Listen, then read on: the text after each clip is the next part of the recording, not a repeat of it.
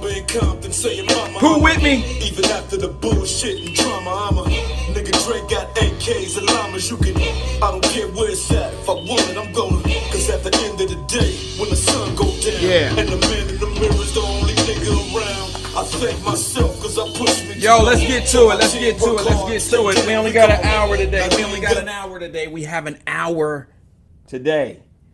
Good evening. Welcome to the Wyatt-Live 5 p.m. drive home. Who here with us tonight? If you here, make some noise. Do something, but keep your hands on the steering wheel. Keep your hands on the steering wheel. Yo, I still got a little butterflies going on in my head from yesterday. There's still a few, I'm still a little concussed. I think in round 4 I went down. I came up for the 8 count. I beat the count. But you know my DMs was crazy, y'all, from yesterday. You know that, and I got to share. But let me first start by saying this. Thank you for yesterday, thank you for the day before, and thank you for today. Let me introduce myself. My name is Wyatt. I am special, I am essential, and so are you. Remember that? We've been saying that and doing that since day one. Since day one, and we're not going to get away from that. Let me explain something to you. I feel so good about what's going on right now. I really do. I'm having a great time setting up, trying to do some special things and bringing on new things. You know, I got a couple people that are going to come on to the Wyatt-Live network and do some podcasts. And you know what? You know we do shit real over here. So this is going to be like real shit. I'm not even trying to act like it's some corporate ran situation. Like, you know what I'm saying? It's going to be ran professionally, but we're going to let the crowd, we're going to let the public be listen, this is the new Showtime at the Apollo, okay? If our acts aren't working, the crowd will boo. When you boo, I'm the Sandman and I'll come get them.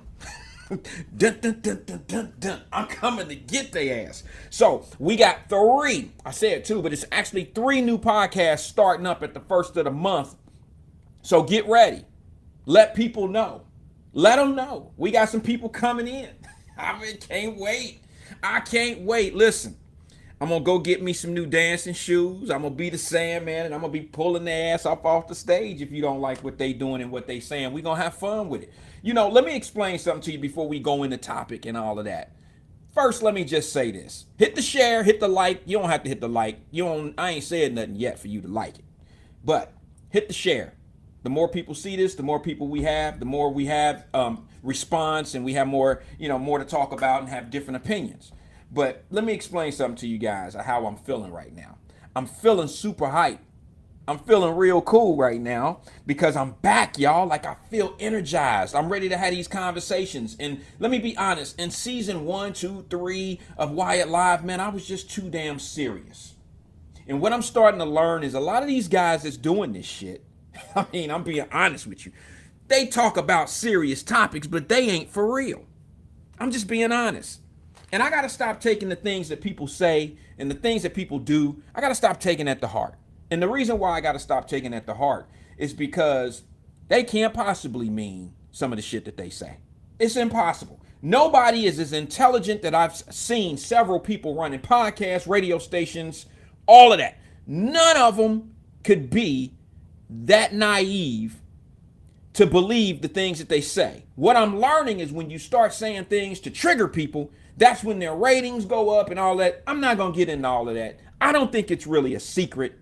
I've been watching the news do it for years. Hell, CNN, if I may say that, because I know they're censoring everything right now. CNN right now can't get up off of Donald Trump's ass and can't stop talking about 6 days from the 1st of this year, January the 6th. They talk about it all day, every day. I don't know why. It's not having any factor into anything that's happening currently right now. So explain to me, other than somebody instigating some shit, trying to keep people angry and mad, why are you talking about some shit about a man that's not even here anymore? Why are you talking about something that happened in January the 6th? And why are you playing it down to black folks? I don't understand that shit. I don't get it. Do we really care?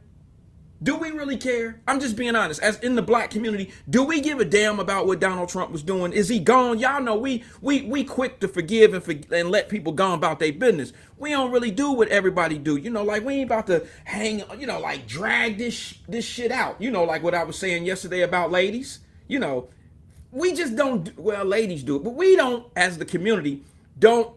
You know, we didn't have preachers, pastors, we didn't have politicians, we didn't have a whole lot of people do things to us. And then when it's over and the dust is clear, we just tell them to go on about their business. Now, am I right or am I wrong?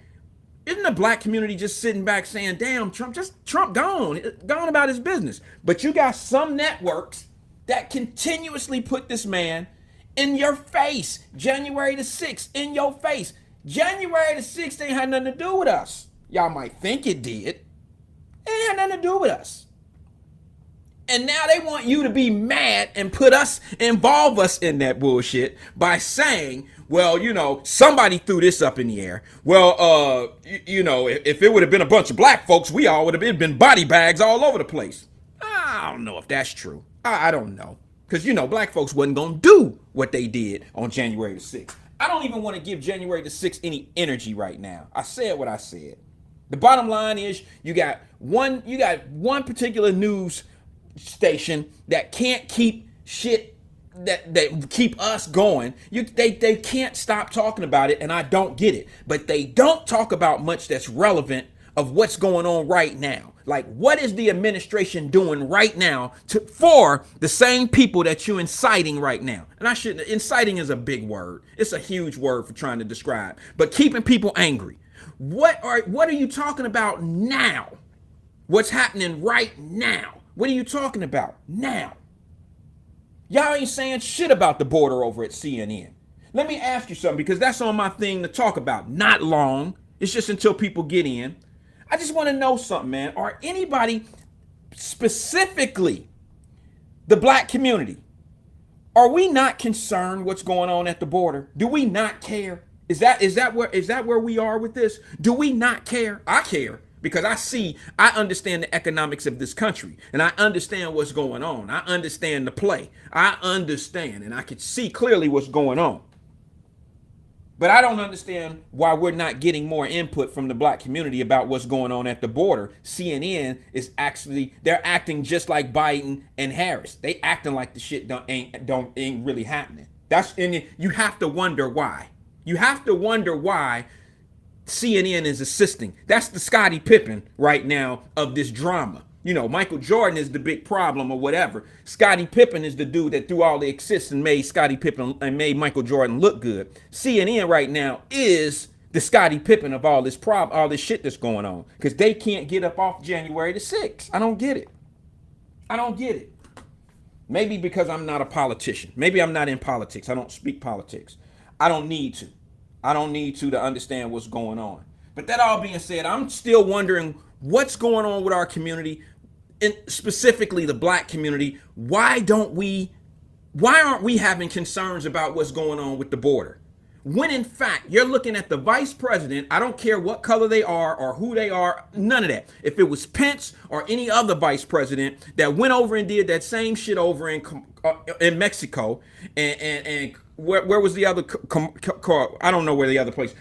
Somebody help me with that. It was Camarlo or some shit like that. I don't know. I don't remember. It's not on my concern list, that particular part. But let me explain something to you. I don't understand how the people who are asking for reparations, who are asking to be treated fairly, who are asking for money to go in certain things in our community, I don't understand why we don't have a problem with $200 million going to another foreign land, them addressing that issue in that country before you address the issue right here in our country of the needs and the wants of what we need in our communities. I don't get that. I don't understand. Can somebody help me understand that? You think that giving a corrupt country a bunch of money is going to fix the problem in their country? You do know the root of the problem is the corruption. So you think giving money to another country who's already corrupted is going to fix it? Okay, that's like fixing a flat tire with a tire with a hole in it. You just put I mean, you're still gonna ride around on a flat.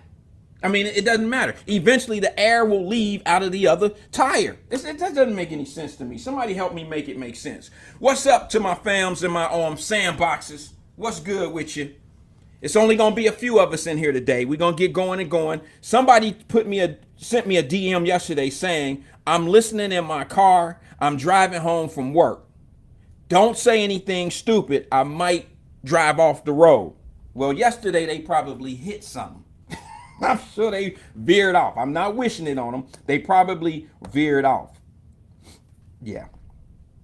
So I'm just not understanding this wall thing, or this border thing. I'm not understanding why we in the black community why we don't have much more to say. We don't have anything to say about it. Now, when CNN put the needle on the record, or whoever wants to start pumping it at that particular time, when they put the needle on the record, then we'll become slaves to the rhythm of whatever they're talking about then. But the reason why they're not saying anything about it is because it'll simply defeat the whole argument they had when the election was going on. They was just saying, Biden and them was the greatest thing in the world. I told y'all what it was going to be. If you watched this in season 1, if you watched this throughout the whole 2020, I told you how this shit was going to work out. Whether you wanted to hear it or not, I told you how it was going to work out. And it's going in the right direction. I told the sisters, eventually y'all going to see Harris, y'all going to see where she is. You're going to see. I don't want to hurt. I'm not going to try to, come down on anybody, but the we black y'all shit is over with for me. I just don't do that. I don't do that. But anyway, let me get in the topic a little bit. What else was I got a message yesterday sent to me. Y'all ain't gonna believe this shit. You're not gonna believe this one. Hit the share. Let me take a sip before I tell you what I got. Y'all know that I made some comments about Gary and Kenya Owens. It triggered something yesterday. Somebody hit me up. I don't want to expose this person because I don't want to mess with their money. All right, I don't want to mess with their money. I wouldn't do that. But the conversation that I had with him was very brief, and it struck another conversation up. It brought up a point. Y'all seen the post today. Let me read it. Let me read the post that I put up, and then we'll go at it. Maybe we'll get a phone call or two about it. I don't know. I'm going to go into topic because I don't have much time today. The post read like this. Hit the share button if you don't mind. It's what I said. And it triggered some people. Some people got at me wanting to know what the hell was wrong with me. It said, I have no problem with interracial relationships. I don't. I don't have any problems with interracial relationships. Except when sisters get with the white guys.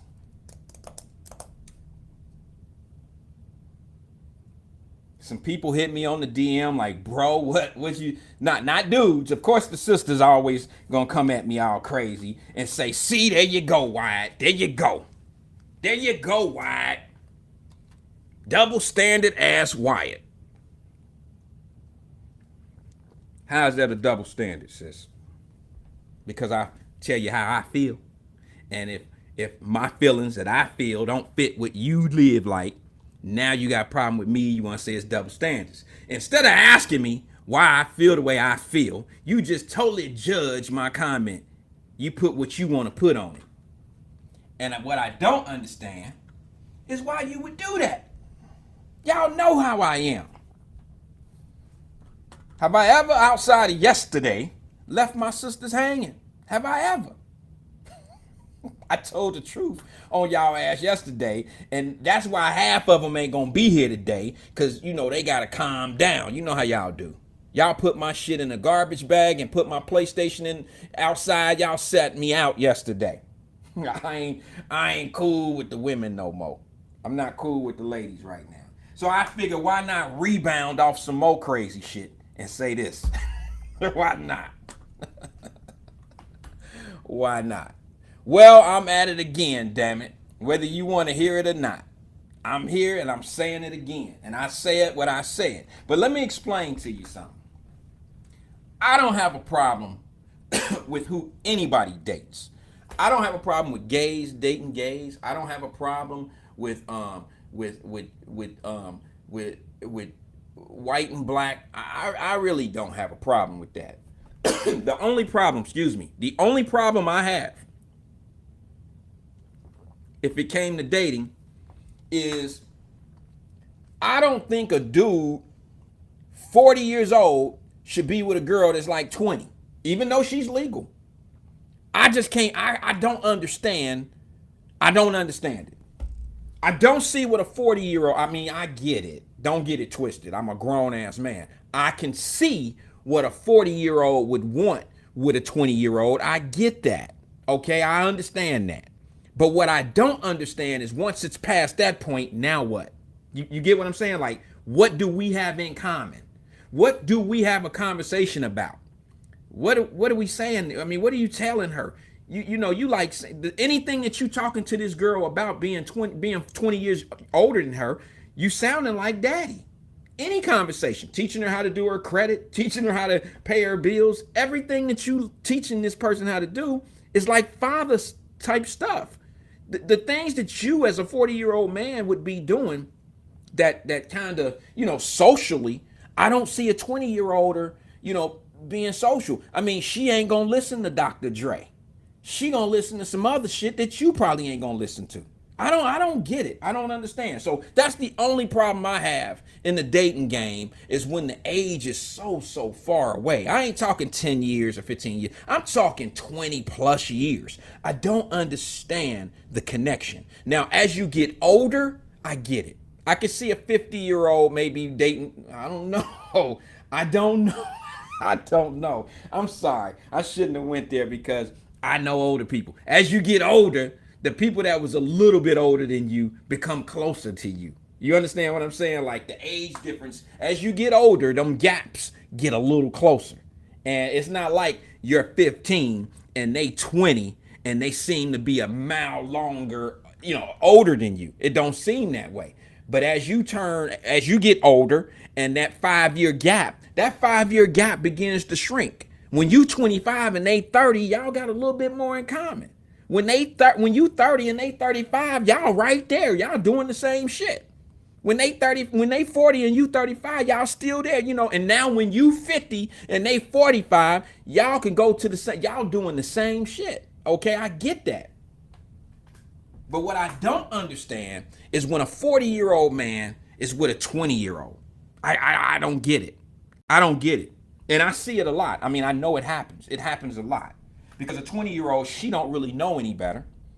40-year-old has to take full responsibility for that shit. And my daughter being 20 years old, ironically, if she brought a 40-year-old man to my house, I wouldn't be mad at my daughter.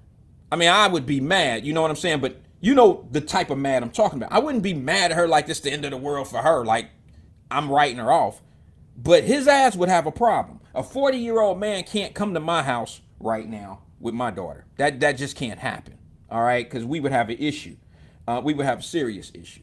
All right. That all being said, I got a message from somebody that understands a little bit more than what we all understand in the Gary Owens and Kenya Owens situation. And it sparked up another sidebar conversation, which made me put out the post.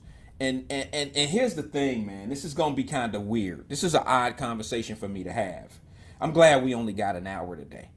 And let me just tell you, it's weird for me because, first of all, like I said, I don't have a problem with interracial relationships. I really don't. I don't really have a problem with the sisters dating white guys. I don't know how people took it when I said it, but I read some post remarks under the post, and some people, like, I put a smiley face on the shit. Don't it sound kind of like playish? You know what I mean? Don't it sound kind of like I'm playing a little bit? Well, some people, if you go back to the post and read some of the shit, some people understood the joke. It's a dry humor type of a joke. But then some people kind of got biblical with the shit. Some people came out and was saying things like, well, and I mean was writing long ass posts like you got to hit the see more, the button at the bottom where it says see more. You had to do that, like see more, and then the shit went from you hit the see more, and now the whole thing go down like that. Y'all know what I'm talking about. I'm like, damn, you didn't have to write that much. It's not that serious. Well, I don't care who I love. It's all about love. It's all about who you love and what and all. I get it. I was just playing. I don't care who people date. I don't care if 2 men date 2 women, black person date a white person, Mexican, whatever. Just being honest with you. But what I do say, and where I do stick up, and where I do stick with my point of saying, except for the sisters, this is what I'm saying. Whether you like me, love me, hate me, want to do away with me, this is what I'm saying to you. It's not fair. I can't wait for some of my brothers to come in here so they can tell the truth. They can be honest and they can tell the truth. They can tell you. They know how it is. They know how it is. Y'all know that when brothers, okay, let me ask you before I give you my opinion. Let me ask you. And I'm going to put the comments on the screen.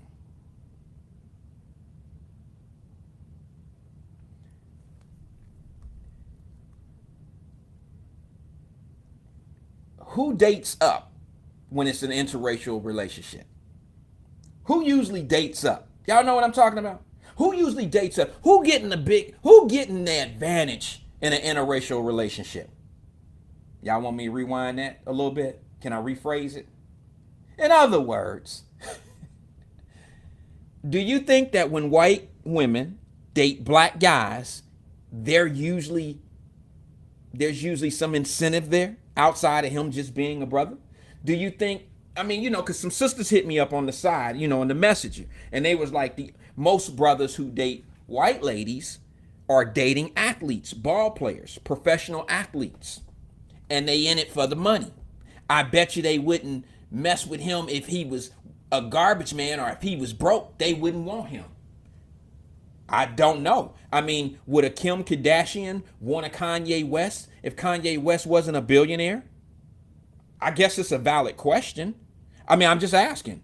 I've never seen any of those high celebrity people. They very seldom date somebody that's not in the industry or that's, a regular person. I seen one country singer, some lady on a country, some country singer who dates, I believe he's a police officer, a New York police officer. And it's weird because here she is, a multi-platinum selling album winner, platinum winner, selling albums. And here he is as a New York police officer. And I don't mean like some hierarchy. He was just a regular beat cop, so to speak. So my question to you is this. I'm just curious. Who tends to date up in interracial relationships? Because my sisters, they always say brothers who got money always go to white girls. I don't know if that's true. I don't think that's true. Matter of fact, I know that's not true.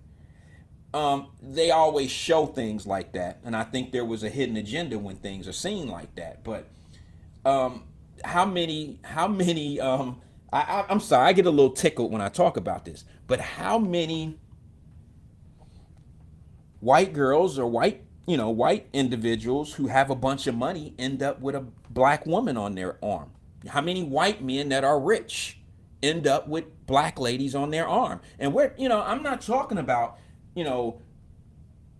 superstar people, like Dustin Hoffman, he married to a black lady. I get it. We those are plain eye celebrity type people. I'm talking about your everyday rich folks. Anybody that's rich or well off or whatever. How many doctors that are at, your local University of Cincinnati hospital? How many of those white guys have black wives? And, we look at the Gary Owens and Kenya Owens situation, and you say, well, she's black and he's rich, he's white and they're rich. Well, they didn't start out rich together. You see what I'm saying? So that's a different point of view. They helped, she actually helped him get to where he's at. Now, you very seldom see that as well. Let me see if I can pull up some of these comments because I'm curious to know what's being said and what's running. Let's see here. Crystal Wilwright, what's good? See, she tagged a lot of people, put a lot of people on here. Thanks, sis. I appreciate the support. Stephanie Hyde, good afternoon. Welcome to the 5 o'clock. The phone number is area code 513-310-0546. It's on the screen there if you have a comment or want to say something about what we're talking about. Stephanie Hyde said, time to move on from Trump. I agree. I'm done with that. Let's see here. I'm just trying to get past all of Crystal's tags. She said yesterday was fire. I agree. Let's see here. Miss Williams. This is a different Miss Williams, y'all. This is Lavina. I hope I said that right, Lavina. Is it Lavina or Lavina? Is it Lavina? Miss Williams says this. Pardon me. She says, I have an issue with my son is 6 and he goes to a Caucasian school. Pardon me, I can barely see. Goes to a Caucasian school and he feels like black women are ugly except for his family. He got me effed up. Miss Williams, he got me messed up too. I'm gonna be honest with you, sis. I'm gonna be honest with you. A lot of people are not gonna like what I'm about to say. Let me read her next comment. Maybe it'll anchor off, it'll ricochet what I'm about to say. She said, I have an issue. My son's 6 years old and he goes to a Caucasian. Okay, so you rewrote it. Well, let me yes, you said it correct, her name. Okay, Lavina. I'm gonna put that on the screen. I want that to stay up for a minute because that's an issue. Miss Williams, let me tell you something. You're not doing anything wrong by putting him in a better educated situation.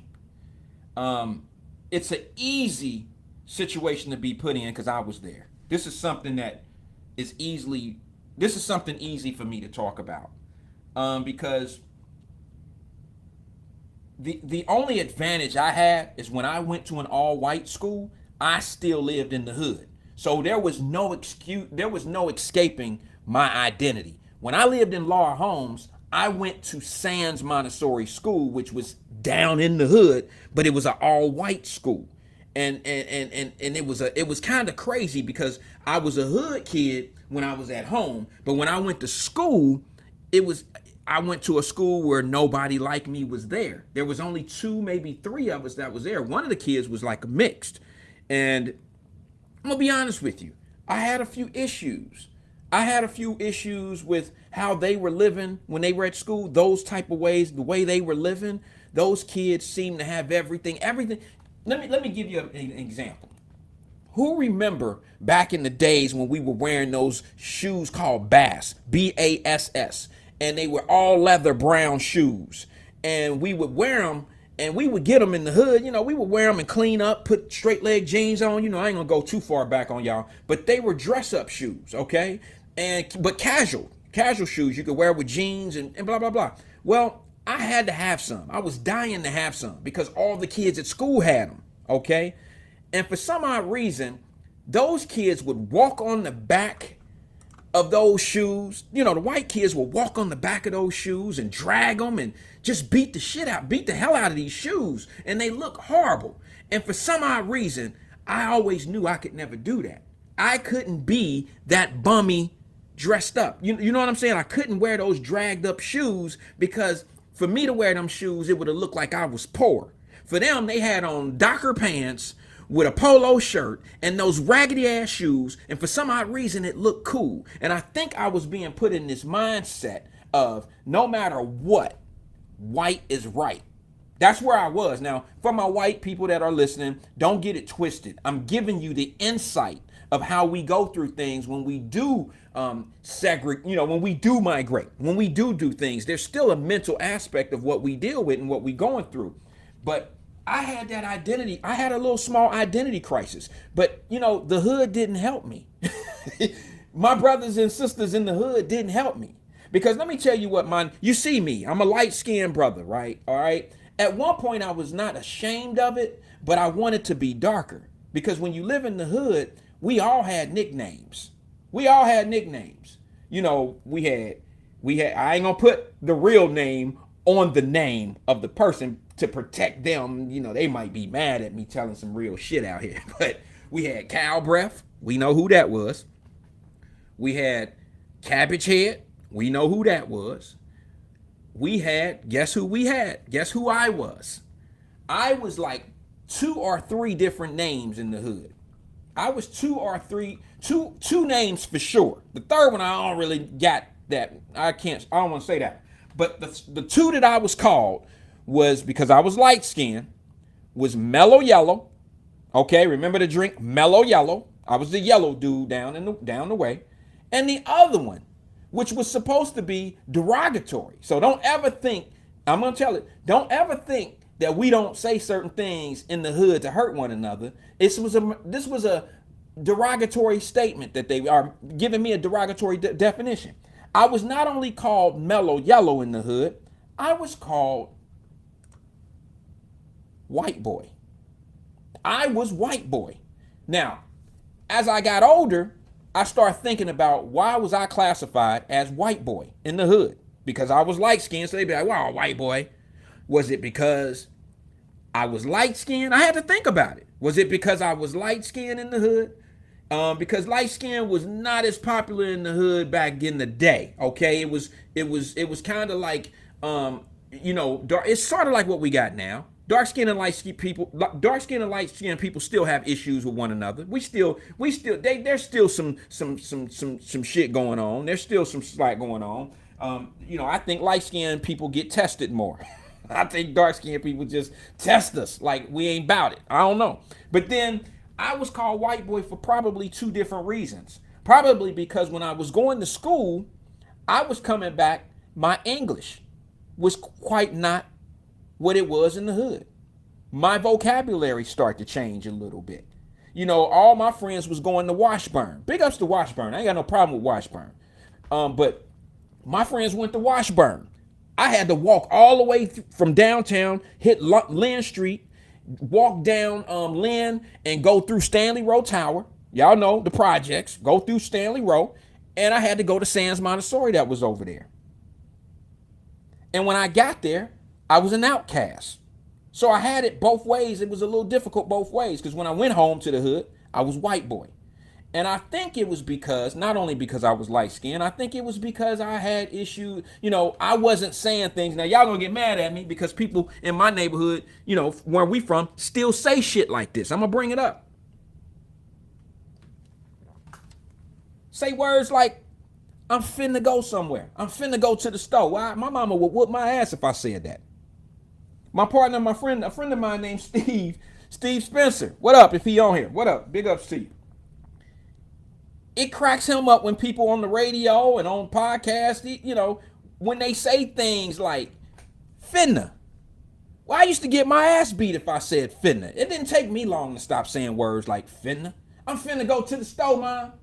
No, you not. Sit your ass in the house. You ain't going nowhere. Finna ain't no word, boy. How many times I'm gonna tell you? It was things like that. And see, my dumb ass would come outside after being taught shit. See, this is my issue. This is my problem. I've been who I am right now. My information giving free game and things like that. I've been this my whole entire life. Even when it wasn't, especially when it wasn't super popular. You can't be from the hood, go to a white school, come home, and correct your partners on what to say. Shit. You can't do that. I used to come home, my mama would tell me, boy, finna ain't no word. And then here I am, we outside playing football, because we used to do shit like that back in the day. We played football, baseball, Starsky and Hutch, SWAT. We used to do everything outside, okay? But one thing I used to do was innocently correct my partners on their speech. And they wasn't feeling that shit. They wasn't feeling that. So listen, Miss Williams, I got a little long in my explanation. But I'm just going to be honest with you and tell you. He's going to need a double dose, a double side. I shouldn't say a double dose. He's going to need both sides.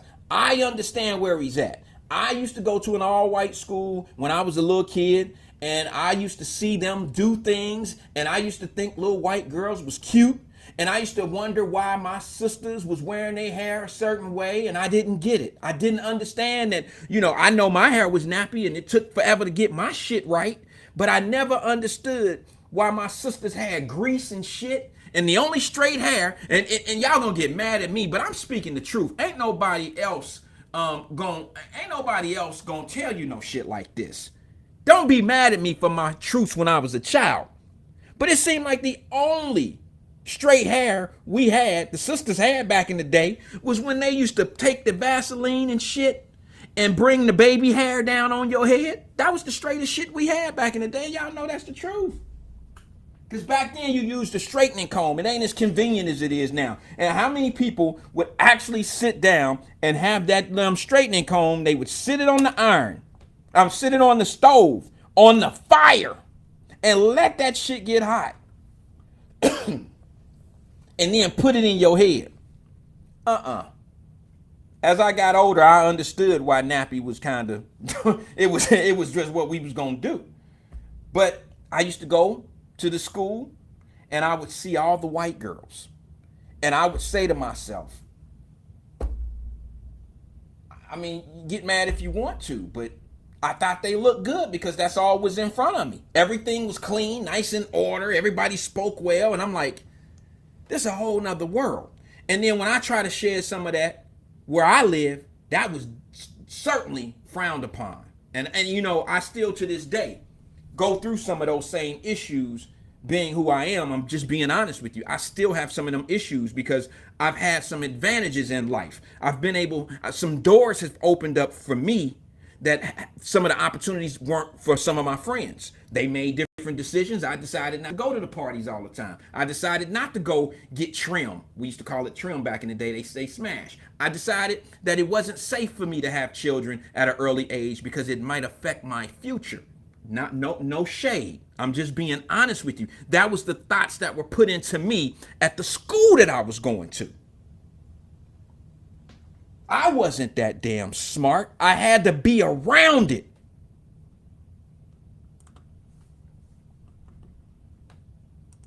I had to be around that. It wasn't that I was a smart kid. It was the shit around me that gave me the intelligence of making the type of decisions that I was making. No different than when a brother ended up selling drugs at the age of 11. No different. It's his surroundings. It's the people that influence him. No little boy is born, no matter where he's from. He's never born with a mother and a father, or a mother or a dad only. None of them are ever born and they go to their mother and say, "Mama, I'm going to be the biggest drug dealer in the Midwest." None of them ever do that. None of us ever did. We find ourselves on the streets because we have lack of leadership. Our leadership is people that have money. That's what we look up. We look at the money and we think that's power. And you know what? Here's the thing. Money is power, but it all depends on who has the money. I know I'm going to lose a few people. I'm about to get on topic. But Miss Williams, you touched me right there because that was me, shorty. That was me. That was me when I was a child. Your son is me. I don't know. You might want to take him to a psychiatrist. He might turn out like me. Oh, my God. Let's see here. She says, our hair is beautiful. I'm only natural. It's what our parents taught us growing up. And they never knew how to treat it and the beauty of it. I agree. But come on now, even in our own neighborhood, we would fun and joke on one another about shit like that. You know how many times I was told I had BBs in my head? Now, you know I didn't make that up. You got to be old school to know what BBs is, what BBs are. You know what BBs are. It's that shit Kevin Durant got all up in his head right now. My bad, KD. But my bad. But KD, your hair is fucked up, bro. What the hell, bro? You make $42 million a year. Bruh, you make $42 million a year. Bruh, you can't get a $15 fade. You can't get a $10. Bruh, go get you a shaving kit. Something. I don't understand these brothers in the NBA. I don't get it.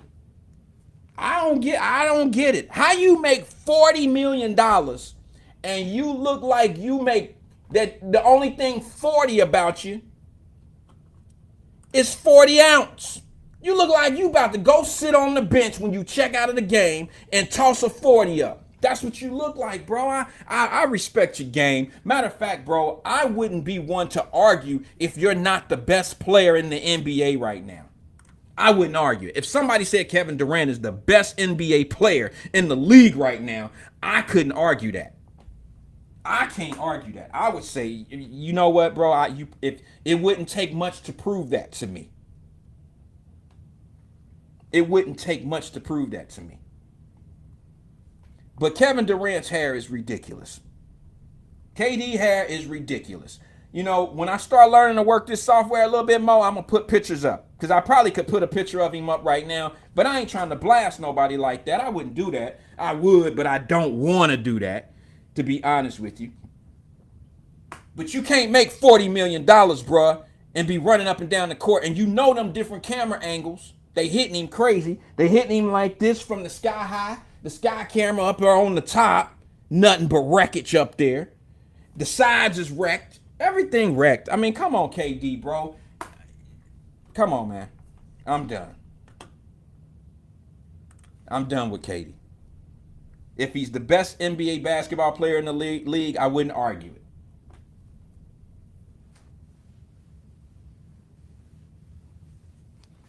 I hear you. He better go get him some Murrays. You better go get him some grease. Shit. Do something with that shit, man. Your shit look crazy, and y'all know it do. Don't defend that. There y'all go defending that crazy shit. All right. Who is that? Cindy said, do LeBron hairline look like that, though? Disrespectful.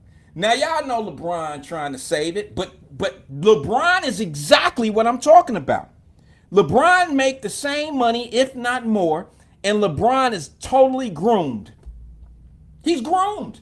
I mean, come on, man. There's a level of professionalism that you have to have in any office. If your office is on the NBA court, if your office is in the NFL field or on a baseball, or if you work at P&G, Procter & Gamble, there is a level of professionalism you have to have. You know, I didn't have a problem. There was a lot of people that had a problem with the NBA a few years ago when they made the players wear suits to the games. Man, there's corporate people, there are corporate sponsors, there's people. You know, Allen Iverson changed the game up. He used to come to the game with braids and shit like that and 15 gold chains and drooped up pants. That changed the whole game. They made them wear suits. I get it. Y'all don't want to be slaves. But you know what? Ask yourself, wherever you clock in every day and go work, ask yourself, are you a slave? There's rules there. Don't confuse rules with enslavement. That's ridiculous. Some of y'all so damn critical and so damn, what do you want to call it? So damn, I don't know, cynical in your thinking. I'm the same people that think everything in the world is against us. Let me see here. Cindy, what's good, sis? She says, some say locks aren't professional and neat. Some says locks aren't professional and neat, but it's still natural. I believe some of the I've seen some crazy locks out there, but I kind of like the locks. I love it when the young brothers have the locks up at the top And then they got the you got to trim, you got to shape up going all the way around. That's the best shit in the world. I love it. And then they pull them back and put the rubber band. Man, shit, give me 20. Take 20 years off my age right now and I'll rock that shit. I'll do it. Give me 20, your Lord. Take 20 off my number right now and put me back down here and watch how I do them. Watch how I do them. That audience, let me see one more from Miss Williams. Let me see something. You're getting long in them, Miss Williams. Miss Williams getting long with them. No, I'm just kidding, sis. She says, our parents used to tell us,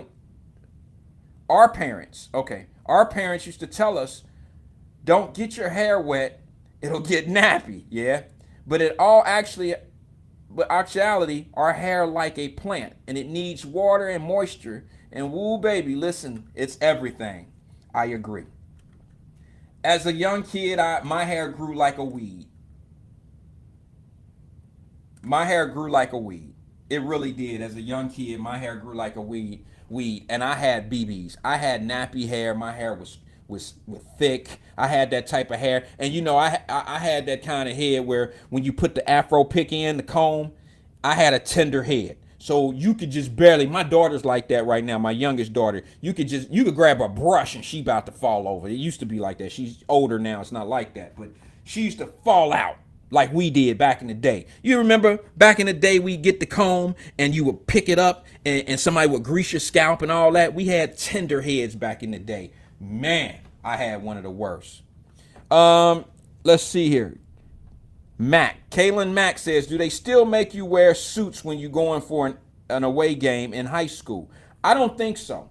I've seen a lot of the players wearing their sweatsuits. A lot of them get sweatsuits assigned to them, team sweatsuits, and they've been wearing them, so I don't think so, man. But in the NBA, personally, with all that money in the stands and corporate sponsors and all them business people and the Coca-Cola signs and the Pepsi signs and all these different corporate sponsors, man, I think they're doing people a disservice looking like you out on the block when you going to work. You're not working at the local pony keg, bro. You going to a professional basketball game. There's a level of professionalism that has to be carried out from you. Plus, let's take some responsibility. You make $40 million a year. And you got brothers, young fellas, looking up to you. The only reason why Michael Jordan sold so many shoes is because everybody was trying to be like Mike. I'm talking about back in the day. So there's a level of responsibility that comes with having that position. You can't just do anything and be reckless and looking like you don't care about yourself, because you're passing that same message to about, let's say, 3 million to 1 ratio of getting in the NBA. So where did the little brothers that are looking like you, where do they end up? They end up on a job interview looking like they play point guard for the Philadelphia 76ers. Well, that ain't gonna work at McDonald's. That ain't gonna work when you're trying to do a co-op job at Procter & Gamble. That's not gonna work when you're trying to go see, when you're seen. And there's a lot of people that disagree with me, because a lot of people like to ride, though, we gonna be who we gonna be. We shouldn't be judged by the clothes that we wear. White folks go through the same thing, guys. They tatted up, got shoestrings and shit running through their ears. They got nose tags and all that old shit. You don't see that sitting in Procter & Gamble, sitting in the fire, sitting in accounting. You don't see Susie that bartend at night, but then she got a desk over there. She graduated from the University of Kentucky, and here she is with a shoestring in one ear, and it rides over to her bottom chin, and it's clamped. You don't see shit like that. All right, sis, I'm going to put this out here, but get out my business. Cindy said, you stayed having waves, Randy. Not as no child, baby. You was too young. As a kid, me, Darnell, Big Birch, Jimmy, we all was some nappy head white boys in the hood. I'm telling you, sis. We was, and listen, Jimmy was older than me. And definitely Big Birch was older than me. But Darnell, we was right there. Darnell had a nickname too. I ain't gonna say what that is. You had to hit me off camera what Darnell's was. What up, D Brown? That's my nephew. What up with you? Listen, let me get back to it. I ain't gonna lie. I'm showing my age a little bit. He a pretty boy now. Look, Cindy, my little sis, she says, I don't believe it. Darnell is a pretty boy. He a pretty boy. Now, let me tell you something. I'm going to be honest. Darnell ain't going to like me for saying this. I don't care. He looked out for me a lot when we was children. So I ain't going to go too hard. But I'm going to be honest with you. We wasn't clean back in the day. None of us. You know, and here's the thing. It didn't help that we went outside all the damn time. And you understand what I'm saying? Like, we would, we would wear shit. We would wear the same shit over and over, and we played football in that same shit outside the day before. I'm just saying, that was us. We was little boys, man. We loved it. I don't know where children are today. They stuck on these PlayStations and all that shit these days. But back in our day, man, the worst thing you can do when you got in trouble, you would get an ass beating, but along with that ass beating, with that whooping, which I'm gonna do a show on that. Along with that ass whooping and that whooping came a punishment. And there was nothing worse, because I lived on the 4th floor. There was nothing worse than to be up in your crib, looking out the window and all your friends outside playing football and shit. And you know them Negroes didn't help me. You know they didn't help, because when they'd be like, hey, Randy, who remember them days? Randy, come on out. You got to be from the hood. It's just something special about it. Randy, come on, man. Come on out. And I'll be like, I'll be out in a minute. Lying. I'll be out in a minute. And they know if he ain't out in 5-10 minutes, he ain't coming out. And everybody will make it known your ass on punishment. Who remember them days?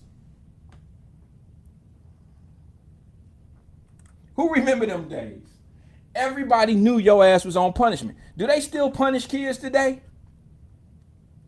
What's the punishment today? I don't see it. Because, I mean, it used to be a time. Now, my white friends are going to get mad. But I got to speak this truth.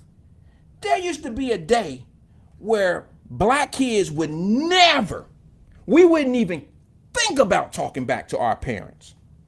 We thought that was white people shit. Listen, the craziest shit I've ever heard in my life. I went to Gamble, Crystal, y'all might remember this. I went to Gamble Junior High. We lived in the Faye. And this is the first time we had ever been to a school that had a mixture of white kids from the west side and black kids from the west side. And them white kids would smoke at school, cigarettes and shit.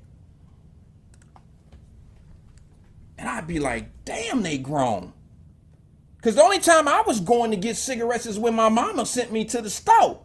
Matter of fact, she sent me to the store so much to get cigarettes, I still know what she smoked.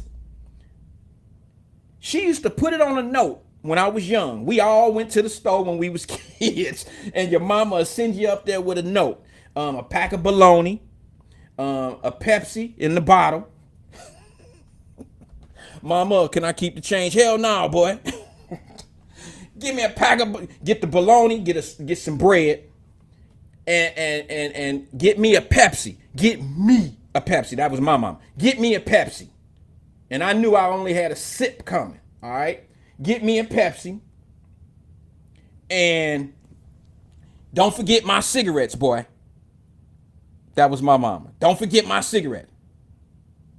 Virginia Slim Menthols. The green pack. Boy, you bring that brown pack home, you're going to get your ass whooped and you're going back up there. Sorry. My bad, y'all. I shouldn't be here with it. But I'm having fun with it. Welcome to the Wyatt-Live 5 o'clock joint. Drive home.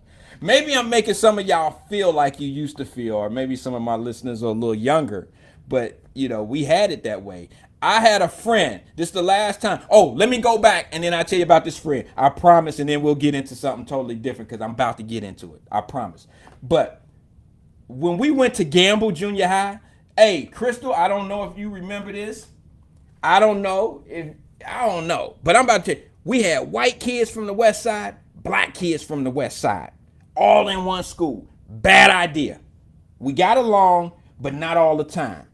Shit, the Fae was fighting English Woods back in that day. But not when we got to school. Shit, we was cousins.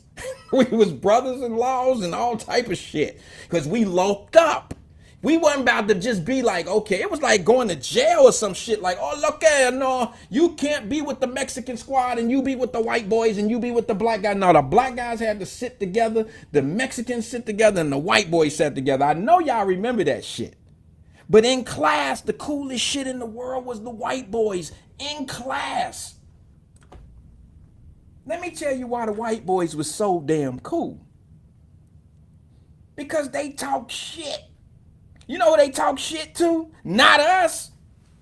Some got crazy with it. But you know who they talk the most shit to? And we'd be like, did he just say that? To the teacher? Yo, we had the funniest shit in my life is when first time I heard a white dude get mad at a teacher for some shit that he did and got a bad grade, whatever it was. It brought his home training out in class. She said something to that dude. And he stood up. This is the white dude. He had the cigarettes in his arm. You know how they used to roll the cigarettes up, the pack of cigarettes? Like we in the 7th grade, 8th grade, some old shit. You got cigarettes, bro? You old as hell. But anyway, he stand up in the middle of the classroom after the teacher told him to do something, spit the gum out your mouth or something. Do you know he stood up in front of all of us and said, "This is bullshit"? I had never in my life heard somebody, and we from the hood, like we had a sense of discipline amongst elderlies because that's what our parents taught us.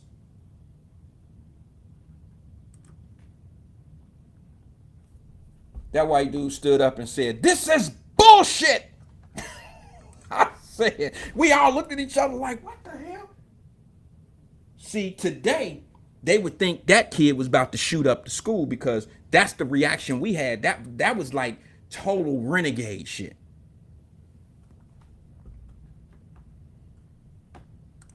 But he said it. He said it. And it opened us up to have those conversations back in the day of how people get away with shit, certain that look a certain way. They get, the parents, they just talk to their parents crazy. So that's what rolled with us. I'm not done, Mom. Damn it. Damn it, Mom. Shit. You don't do that. Damn. Really? I mean, we used to hear shit like that. Real talk. Y'all know I ain't lying. Y'all know we got it from somewhere. We heard it and seen it somewhere. I'm going to say this one last thing and then I'm going to get on topic because I'm ready. I'm warmed up. I had a friend. I hope he listening. Crystal Wheelwright, you know this friend. And every once in a while he plug in with us. His name is David Goodwin, one of my best friends from the Fair Apartments back in the day. David could play some football, the nicest guy in the world. His mother just turned 90 years old like a day or two ago. Bless her heart, Miss Goodwin. Miss Goodwin turned 90 years old a couple days ago. Now, he didn't know I was going to say that because I didn't even know David was going to come up in the conversation. But I'm being honest with you. Miss Goodwin she turned 90 years old the other day. Miss Goodwin, bless her heart, had a lot of kids. David had a lot of brothers and sisters, and they were older. And David would be outside playing football with us. We would play football right outside my house. 2252 Williamsburg. Crystal, I know you lived on Williamsburg. We all lived in the same court. I don't know anybody on this planet Now this nigga, he gonna be mad at me, but he know this the truth. He know this the truth. David, I mentioned how my mama used to send me to the store all the time for everything.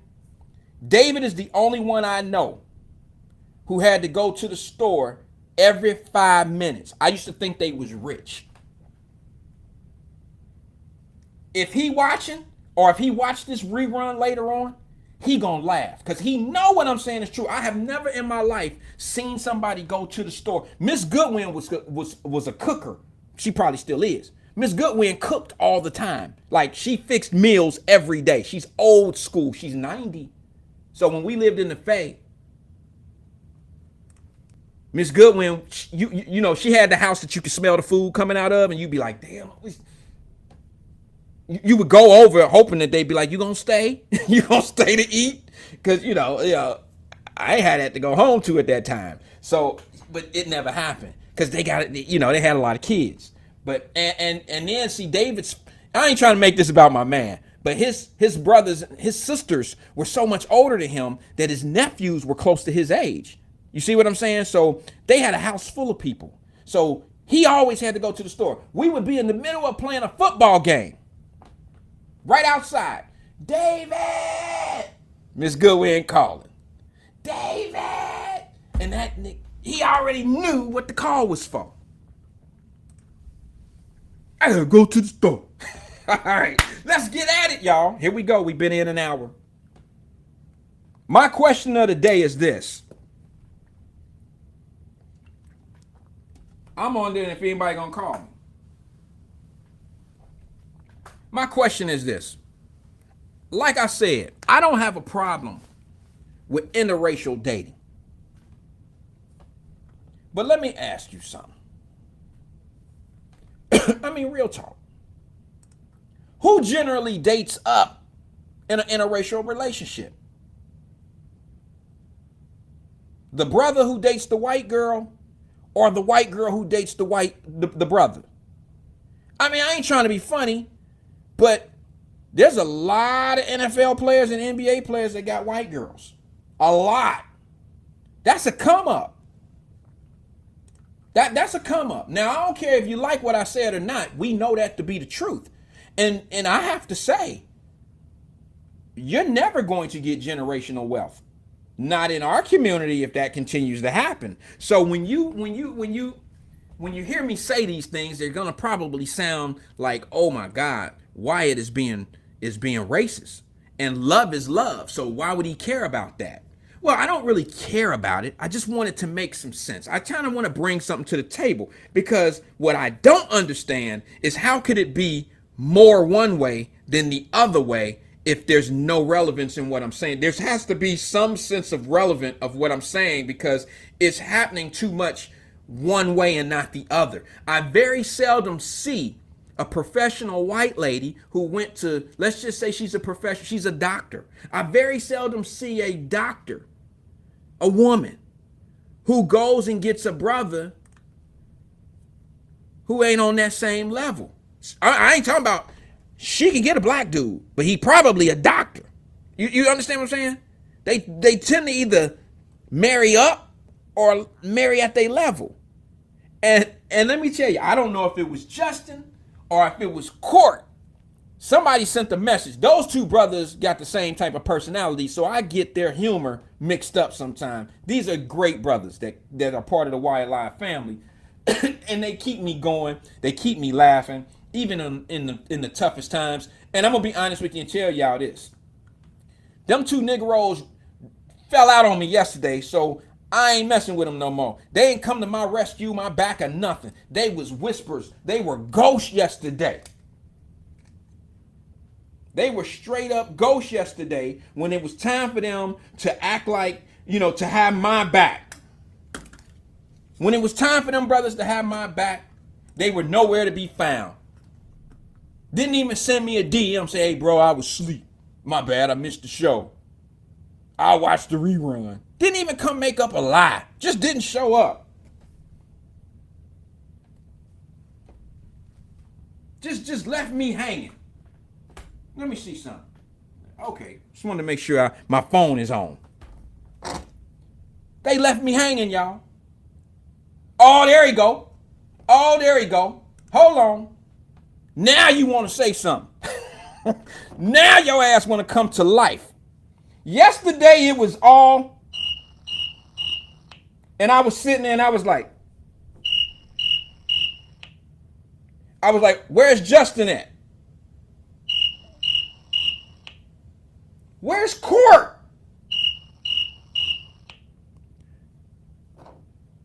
Where's Swook?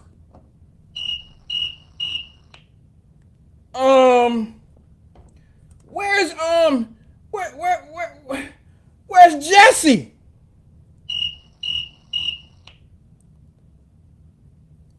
Where the hell are my guys at? Oh, I ain't gonna forget him. Where in the hell is my man, Donnie Williams? His ass was on lockdown yesterday. His wife wouldn't even let him get on the show. I bet he ain't even watching.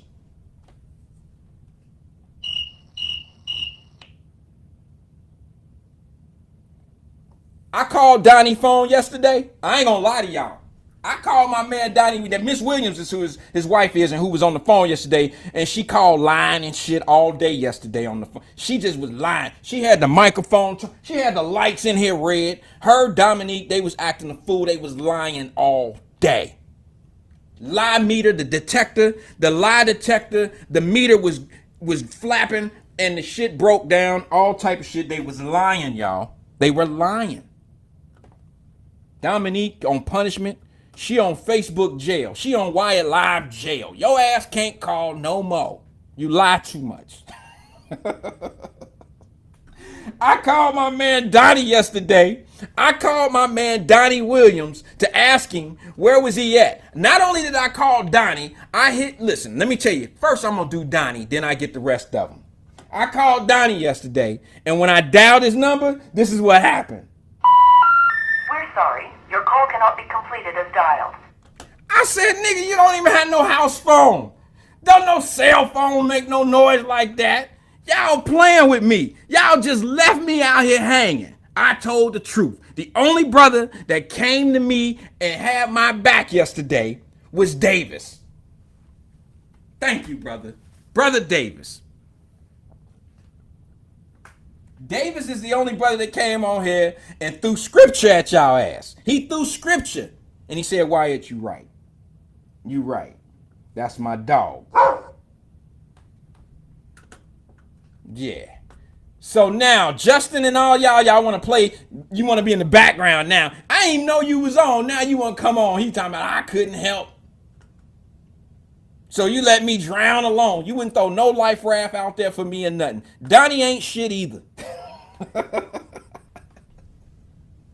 None of you. None of you. But I held it down. I held it down. All right. So now, let's get back to a serious question. Who marries up most of the time? Who marry up?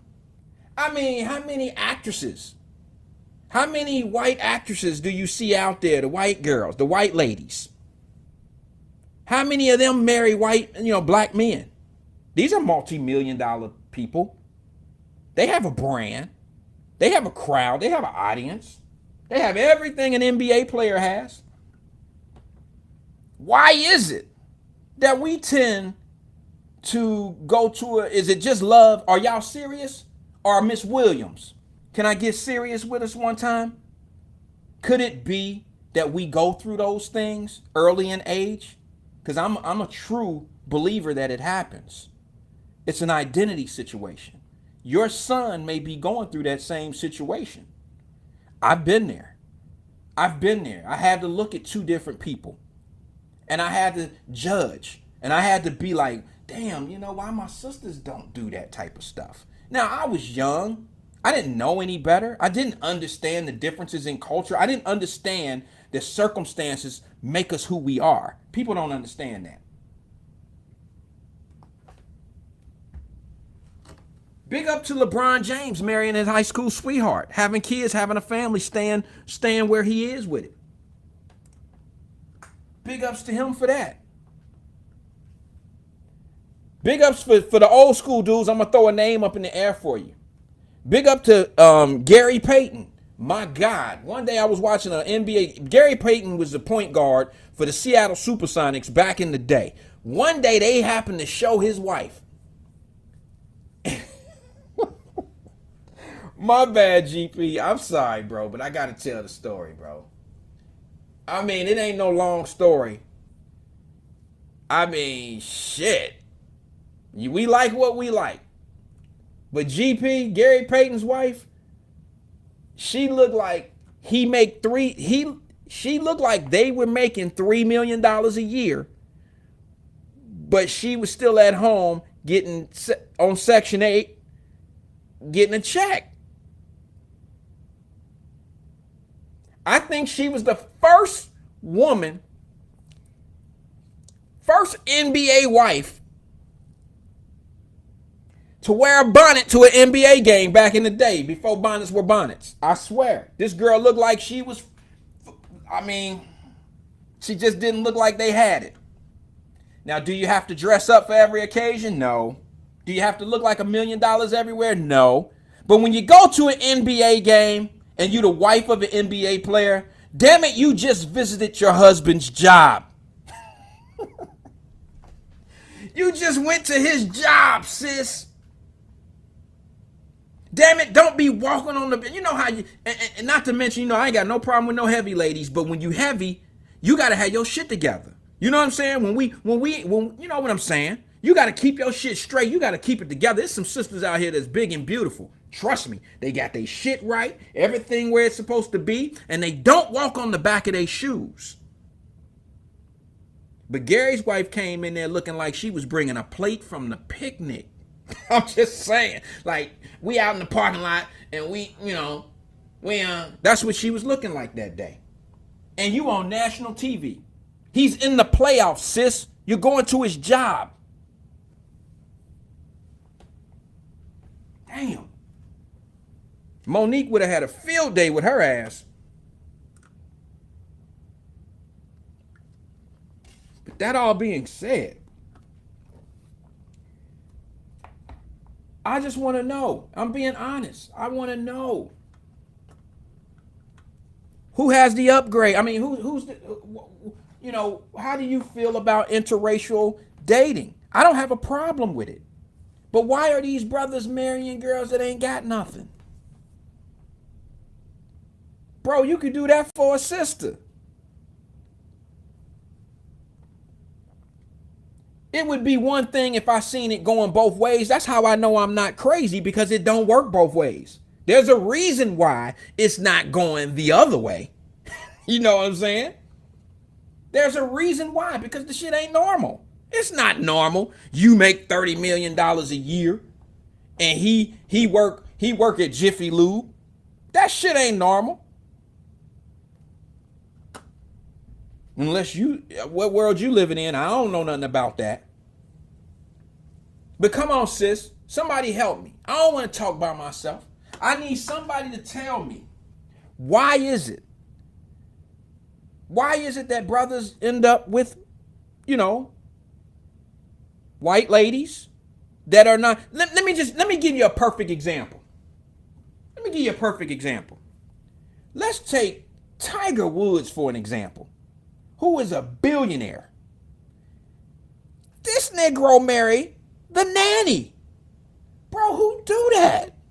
This the woman that was taking care of your children from you and your wife. She ain't got nothing. She's making whatever you pay her by the hour. Now, how many white ladies have married the dude in the back? Now, I ain't saying ain't played with him. I'm saying how many of them have made him something to a point where they got to split some shit later. If the shit don't work out, he gonna walk away with $5 or $10 million. They don't do that. So I know my thinking is right. I know the shit, something, y'all ladies, y'all can pretend that it's all about love. No, it ain't. No, it ain't. There's some shit that Trump love. It's called finances.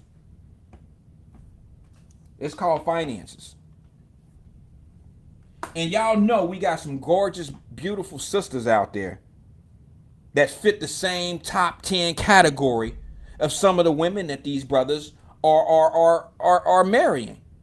But look at Tiger Woods. And we all know Tiger Woods was playing he was a gangster with it. He had the Hooter girls. He had the girls that worked at the damn golf course. The girls that worked in the training room. He had them all. He had phone numbers all in his phone. I ain't putting his business out there because it was reported. So we know how it is. But what you end up with is what he grew up with. You understand what I'm saying? He ended up with his surroundings. Tiger Woods went to Stanford. Tiger Woods ain't never lived in the hood. So he grew up thinking a certain look was attractive, more attractive than the other look.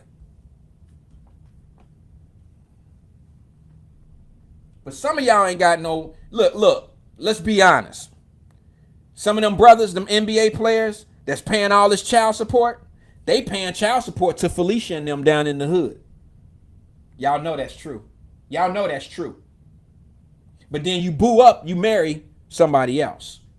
Y'all know that's true. Y'all know that's true. Girl, you know that's true. You paying child support to the sisters that you met early in life. But then you go get a different one. Now, like I said, I don't have a problem with interracial marriages, but here's what I'm trying to figure out.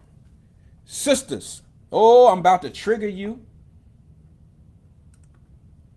Oh my God, Miss Williams. I can't tell you how true that is, sis. And that's the biggest heartbreak of my life. Not me per se, but I've had a situation, not my situation, but I was very close to a situation just like that. And it broke my heart that one of my sisters went through that same situation. She got with a dude. She got with a brother who had kids prior to them being together. Okay? This man had child support going out in 2 or 3 different areas. So soon as they get together, they end up being together maybe a year and then they get married. And no, I didn't mean it like I'm on you about this. I'm saying I'm familiar with these situations and God, it's crazy. It breaks my heart. This sister that I know who went through this was with this brother for a whole year. Then they got married. All his problems are now her problems financially. So all his child support is now her child support. Them ain't her kids. But as soon as they got married, she was on the child support just like him. She helped him pay for that child support. Y'all already know what happened as soon as the kids was off child support. Anybody want to take a stab at what may have happened?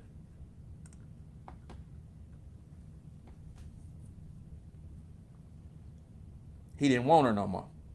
It was over. It was over.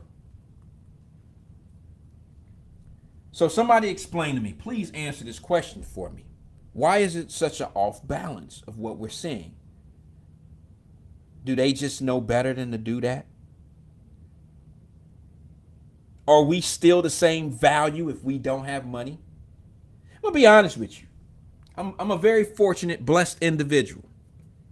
And I can go to many places if I choose to. And let me be honest with you and tell you, I've been in situations where if I'm going into a specific place, there are women that would never look at me if I was in a normal spot. Like certain stores and certain places, you have to pretty much have your shit together to even be in there. So if I'm in there, I might get a glimpse or a glare, some type of glimpse of, or one of the white girls may see me and be like, oh, he's in here, especially in Florida. It's like this in Florida. You're attractive if you have a wallet. If your wallet fat, you attractive. But if you seen me at the grocery store, an ordinary everyday place, I'm not attractive until you see my whip outside. I'm not attractive until you see what I'm driving. It ain't even what I'm wearing. I'm not attractive until you see what my future holds. And I see it. I don't know if it's gold digging. I don't know what it is, folks. I don't know. But I'm going to ask my sister something that y'all might not like Wyatt after this. This might be an issue. This might be a problem. This might be a problem for some to handle. But my question is this, sis.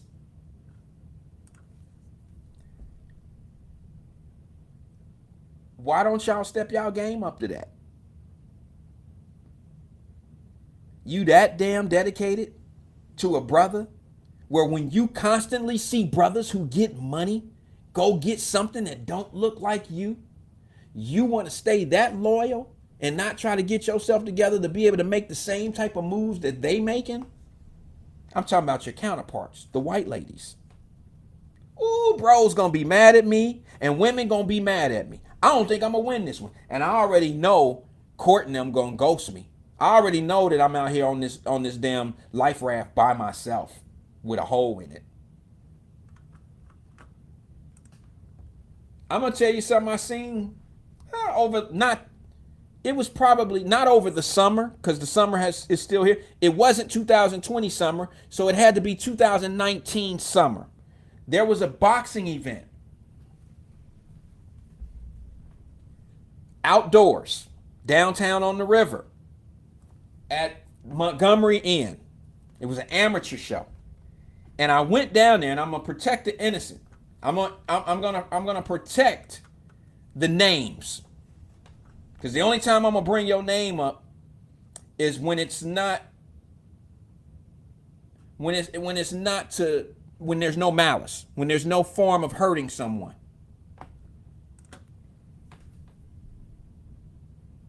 But I watched at this boxing event some sisters that I knew. And I knew them from other areas. And they had their hair connected in. Y'all know what I'm talking about. They had the wigs on. They had the connected. They had the white girl kit working. I'm just saying, the long hair with the freakum dress, the whole nine. And we had an amateur show. Here's where these girls were 2 steps ahead of the normal game. They knew who was gonna be at them shows. I'm gonna be honest with you and tell you, this was a show brought in by it was a show where some Irish kids came from Ireland, real Ireland, and it was sponsored by big corporate companies. And there were 3 billionaires, literally billionaires in the building. And where there's billionaires, you'll always find what? Millionaires. These sisters know that shit. And these are girls that I know. I ain't gonna say, I'm not trying to be funny, I'm just keeping it 100. These girls I know from down the way and shit like that. I mean, I know these girls. They're polished girls. These are polished sisters though. They polished. But I know them. And them girls sat there under that tent, which the fights were under a tent. They sat at a table. And they knew the white dudes down there was ready to buy drinks. They knew how to put themselves in the right room around the right people for what their agenda was.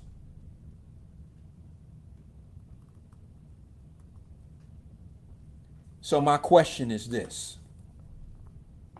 Why aren't sisters doing that more often? Y'all always talk about there are no good men out here. Could you just be looking for your Mr. Right in all the wrong places?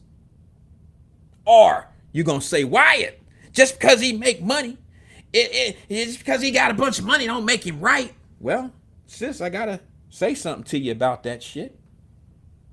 You right. But if you're gonna be with a miserable person, you might as well be happy with some part of the being miserable. And the sex is not enough. If you think you having a dude that's sitting on the couch and you earning, now keep this in mind. I'm not painting the picture of a brother sitting on the couch playing PlayStation and you out, working all day, and then you coming home and you gotta cook. That picture was painted for me yesterday by somebody. That picture was painted for me by a sister who called, who made a comment on the show. I didn't have to say it. That's shit that they already talk about and say. But let's be real. If you're going to be in a miserable ass relationship, you might as well be in a miserable ass relationship sitting in a $500,000 house or a $1.5 million crib. You might as well be miserable at the fucking swimming pool, sis. Trust me. I've sat outside the swimming pool plenty of times not knowing what the hell I'm going to do today. I ain't got shit to do. Okay, I'm just going to sit right here all day and do nothing. Don't feel bad. It don't feel bad. It don't feel bad. I ain't going to argue with nobody. I'm going to sit my ass right here and do me.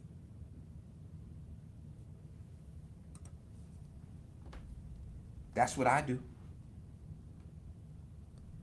And the first thing we say when we see a sister, because you very seldom see sisters with white guys or Italian guys or Mexican guys, Latino guys, you very seldom see that. And I know why. I know why.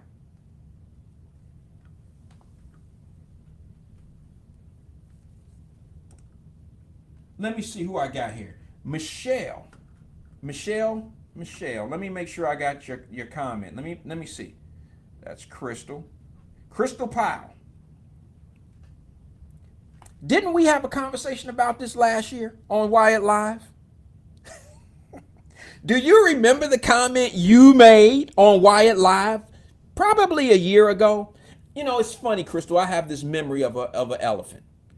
If somebody brings something to me and say, and it was important or, you know, somewhat important, and they say, hey, Wyatt, remember when such and such?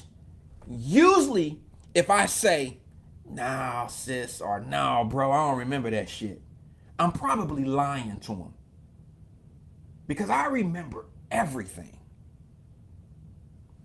But didn't we have a conversation about this last year, Crystal? Didn't you make a comment that I was worried about at one point? I ain't trying to put you on blast, sis. You ain't nothing but love over here. But you said it on the air, not me. And I was like, what? Now I get it, sis. You were frames ahead of me. You were frames ahead of me with your comment. Do you remember what you said? Do you want to bring it up again? If you want me to say it or bring it up again, only Crystal can answer this. If you're still here, just put yes or no in the screen. If you remember. I'll give you a hint. It was about being married. Because you might have forgot, but I ain't going to forget.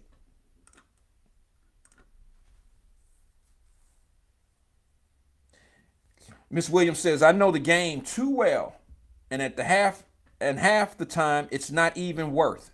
Now you got a busted lip and etc. Well, you know what? I agree with you. But let me tell you something, sis. Believe it or not, every 8 seconds, there is a sister that is being beat up on in domestic violence situations across this country, this great country of America. This great country of America. A sister is being beat up on. Every 8 seconds, a lady of color is in a domestic dispute. Now, granted, that don't mean she's in a domestic dispute with a brother, a black man on every situation. It could be 2 women. But statistics show what it is. I say if you're going to bust my lip, I'm going to let the swelling go down at the pool. When I walk away from this badass relationship, damn it, I got to have something from it. It ain't gonna be, I'm just cool with his family and shit.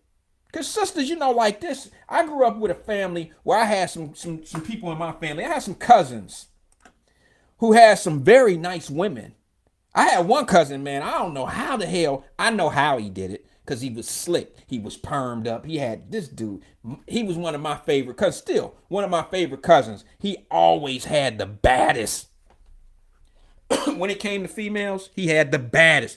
He had the first little Latino little chick I've ever seen in my life. She wasn't really Latino. She looked like it, but she was white and black. I didn't know that, but she had the long, stringy black hair. So she looked like she was like Latino or something. I don't know. I was a child.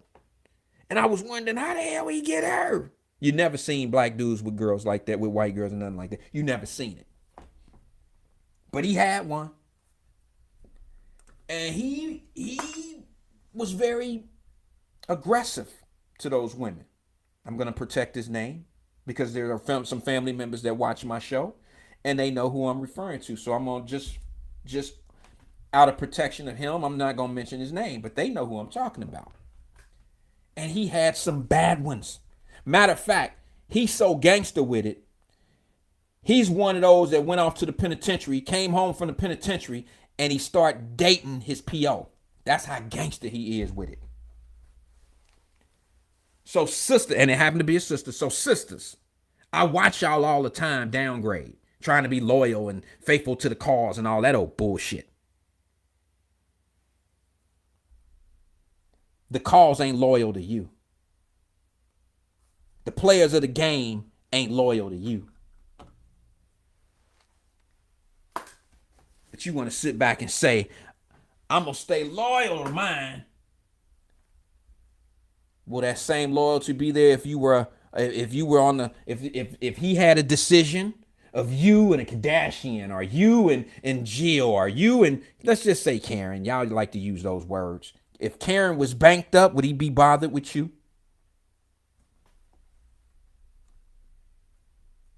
I know it hurt. I know I'm saying what I'm saying, but I'm just bringing something to your attention. In Wyatt-Live 2020, we had something that was going on, and I was like, if sisters had as much selection in the candy store as guys did, this world might be a little bit different. See, I blame y'all for guys. Oh, here we go again. I know it's going to be crickets. It's going to be crickets when I finish this one. But the reason why men are so messed up, ladies, the reason why men do all that cheating and do all the shit we do is because you're the reason why. It's your fault. See, yesterday I heard a bunch of lies. The lie detector was going crazy. I heard a lot of people talking about, well, we only cheat because men do, blaming us for everything they do wrong. Everything that black men do is wrong. Well, excuse me. Everything women do to their man is because of what we brought on ourselves. That's bullshit. And you know it's bullshit. You know what? You can't tell a man, you can't tell nobody that got some intelligence that shit. The only people that believe that is the people that tell it to each other who want to believe it.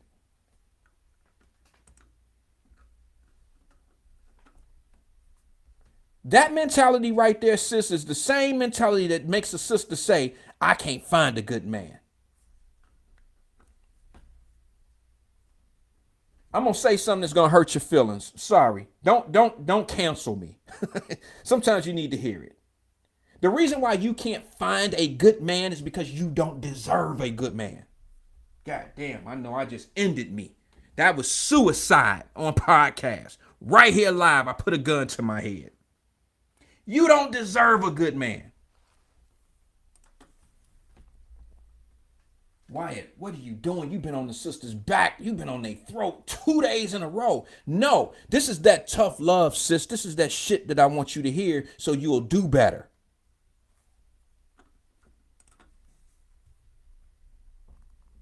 Y'all can laugh if you want to. I'm going to soften it up a little bit and keep the truth 100. But it's what you need to hear. The reason why I say it's your fault before, and those that canceled and dropped out when I said that, see, they don't want to hear the explanation, and this is where they lose it. And they'll say that I said this and then didn't hear the explanation. Let me explain to you why it's your fault. Let me explain to you why you can't get a good man. Because you limit you. Brothers don't limit you. Black women have the beauty, the smarts, the sophistication. They have everything any other woman has. But you limit yourself. You limit yourself to what you want to call loyalty.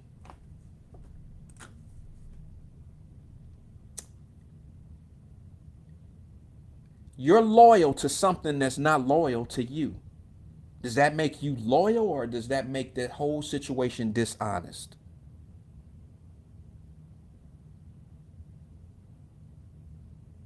Let's be real.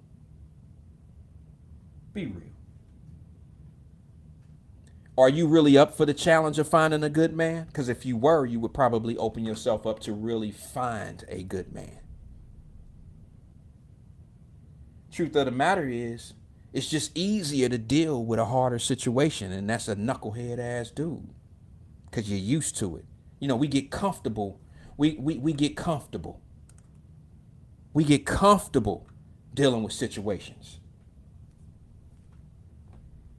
even when those situations are a pain in the ass. You know, it's like anything else. It don't hurt as much the more you do it. So every once in a while, I got to deal with his cheating ass. Every once in a while, I got to deal with this bullshit. Every once in a while, I got to deal with that. But I'm becoming immune to it. I can deal with it. Meanwhile, instead of dealing with that, you could possibly be going out and dealing with something a little bit different. But you don't even challenge yourself. And the only reason why these brothers, sis, I'm just being honest with you. The only reason why you keep dealing with the same shit is because you allow it. Since my brothers wanted to ghost my ass yesterday,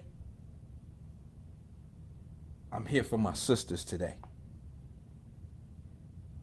See, when y'all read the heading of what the show was about, you know, my favorite sport in life was baseball growing up. I was a pitcher and I played shortstop. I love throwing curveballs as a pitcher. So I'm going to use a little bit of that on Wyatt-Live. I usually use things like trigger words like, I'm not afraid of, I don't have a problem with interracial dating, except sisters dating white guys. Now, who didn't want to hear me go in on why sisters don't need to be with white dudes? Fooled ya. And it ain't white dudes I'm talking about. I'm talking about any man other than a brother. Brothers ain't gonna like this shit. They ain't gonna like this. Matter of fact, there's some brothers that are just gonna be like, I ain't with him no more. But I love my sisters enough to tell you the truth about a situation. I really do. And the reason why we continuously get badass little boys, is because y'all allow these badass men not to raise their kids. A mother cannot raise a son by herself. He will be lacking something. Now, if he has uncles, close cousins, something of that nature, that's the help. But a man will never see his uncle nor a cousin like he would really see a daddy. We can learn a lot from him. We can learn to respect them, but it ain't nothing like having your daddy there. I didn't have mine, so I'm speaking from experience. But I see the difference between somebody that was in my life versus somebody that's not in somebody's life. And the truth of the matter is, I'm going to blame the sisters. You keep having babies who's bullshit ass men. Y'all going to keep producing bullshit ass children. Them little kids going to be up at Kings Island wrecking shit. And y'all going to be sitting back here doing what the fake woke do and making up more and more excuses for undisciplined children. Y'all know that shit is real. And you know why we the smallest show in the world? Because ain't nobody in the world, in my city, ain't nobody in Cincinnati talking like this. You know what they continuously doing? Oh man, kids gonna be kids. They go to Kings Island, shit, we used to fight. That don't make it right, dumbass. Oh, kids gonna be kids. You know, blah, blah, blah, blah, blah. You know what? Kids will be kids, Cincinnati. But I've done a count. Where are all your broke... your woke, pardon me, I didn't say broke. Where are all your woke? They might be broke too, but I'm just saying, where are all your woke leadership? The same radio people, podcast people, all that shit that they talk, black this, black that, black this. Where are they at now that you got 4 different brothers under the age of 19 all indicted on murder charges right there in your city? How you gonna sit back? Let me tell you, I put a post up earlier today on my, early this morning. You know, I do my 4 a.m., thoughts. I put a post up at 4 a.m. this morning. It gets no traction because it's real. And in that post, it said something to the nature, I don't know exactly what it is because I go from heart, but I'm going to put it in a nutshell. It said, leadership is more than just speaking out for your people. It's holding your people accountable. That's leadership. You can't sit back here and talk about what the police doing to black people and how they arresting us and they beating us and they doing this to us and us and us and us and don't ever say shit about what us doing to us. That's not leadership, folks. Those are hidden agenda people. Those are people that get shit from the misery. Numbers, clicks, views, counter money. I don't get it.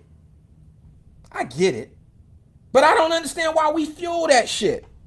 Come on, man. You cannot be a leader of your community and only see things one way. You can't do that. It's impossible. It's asinine stupid. It's delusional to think that that's a leader. Leaders do not just step out and say, do you know what leadership was?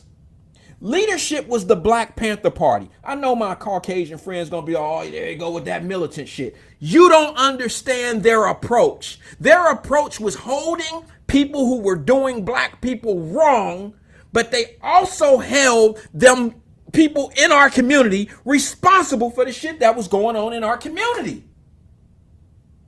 Tell me I'm lying. That's true leadership, whether you like the name of that organization or not. Whether you thought they was militant, whatever the media wanted to push out back in those days, no matter what. Black Panther sounds militant, sounds hardcore, this and this and that. Half of you have never even read a book about that organization. You watch a Hollywood budget of a story that you know absolutely nothing about. Now everybody about to get brainwashed about Black Wall Street, and they have no idea what Black Wall Street was about. You're going to go watch a movie that has a budget to influence you to believe a certain thing about it. Well, damn it, I lived in Lawton, Oklahoma. I went to a school in Lawton, Oklahoma, not far from Tulsa, Oklahoma. It's not talked about in Oklahoma. But now they about to give it all this energy.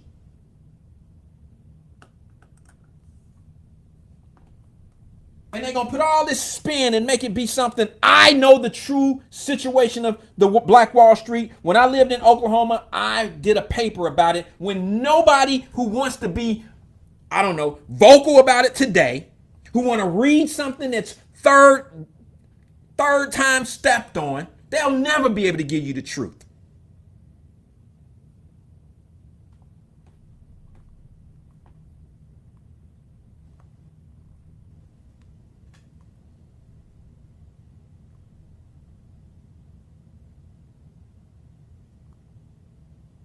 Now we got all these fucking woke people. Excuse my language. Y'all see the parental advisory up there. Shit, it's up there. Where I put it? There, it's over there. It's up there. Don't wake up now. Half these Negroes y'all think woke, they snoring. They got an agenda. And as long as you stay mad, you part of whatever agenda they trying to push. The truth of the matter is everybody that get up and go to work ain't worried about this dumb shit they talking about.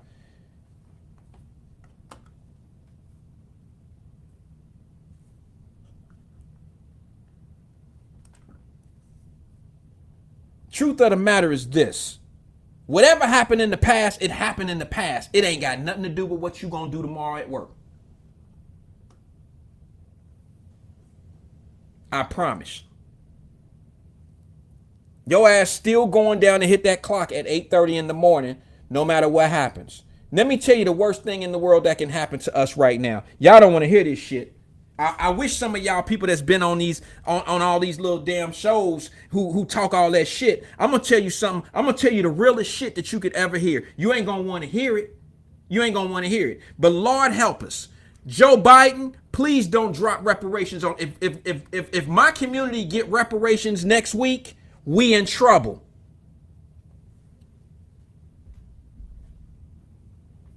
Let me tell you why we in trouble. See, let me back up. The reason why a stimulus check came out was to give free money to the people to do what? To help us? Do you really think them stimulus checks was for us? See, that's how messed up people are. Nothing's free.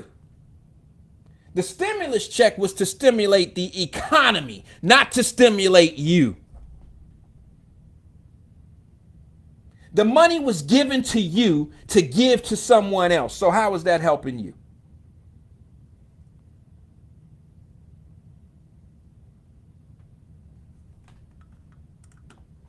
So now, if you give a bunch of black folks, if you give people who just don't know, who don't have the training to do, and don't think I'm one of them type of Negroes I'm not some sedity ass little brother. I'm not that, okay? I'm just telling you the truth. You can't drop a bunch of money on a problem and think it's gonna be fixed. Watch how they fuck up that $200 million that they send into Guatemala and that's where Guatemala and Mexico. You really think that's gonna fix that problem? They just fucked up. They just jacked off $200 million that could have went into a black community or could have went into something in the United States for much better. They just sent $200 million to a corrupted country. What makes corruption? Money. So how is $200 million gonna fix a problem over there that you can't watch? Tell me.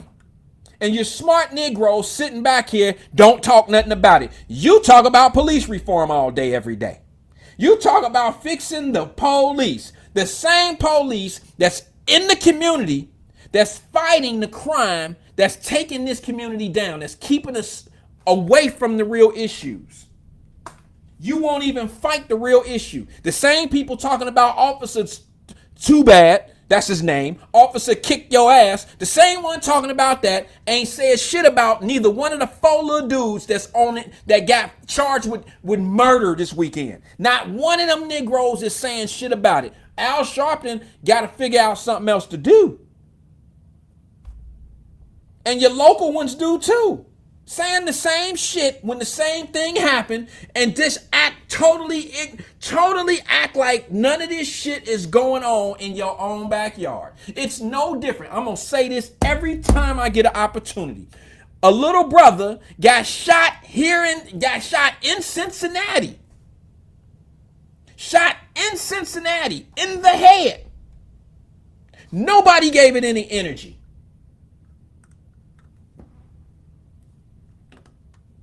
Y'all know what? Don't you move on me. It's time. Don't move. It's that time. I'm feeling that way. Damn it.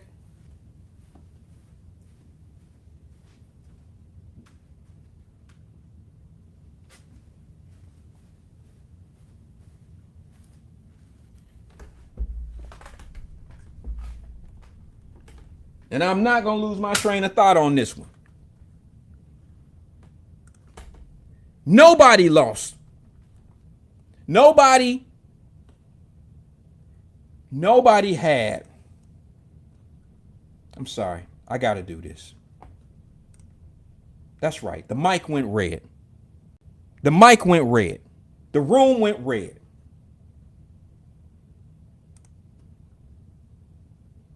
Nobody gave that kid no energy. The brother gets shot in the head in the barbershop in front of witnesses.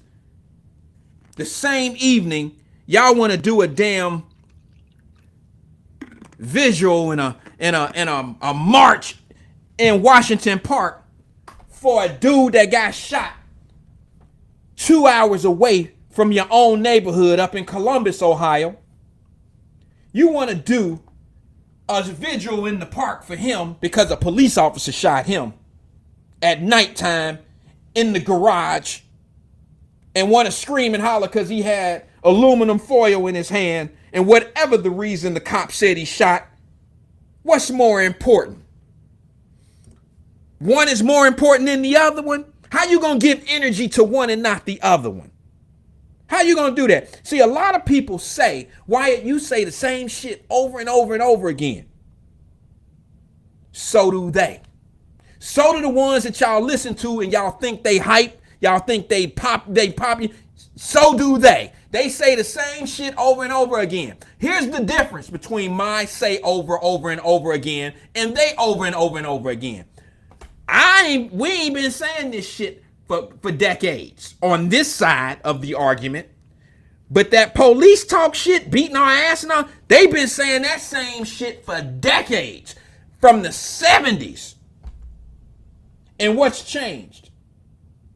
So that mean they ain't doing shit but talking. I'm trying to get us a different look. I'm trying to go about it a different way. I say we change us. We change the platform. Maybe things have changed on the other end, but you'll never know unless change come. You'll never know. Now, I know the outcome to the shit because I didn't seen it. I've seen it. I know what the outcome is when you do shit different, when you approach things different. I know what the outcome is. I also know what the definition of insanity is. And that is when you do the same thing over and over and over, decade after decade after decade, and expect a different result, and the shit stay the same and you looking for a different result. That means you're insane.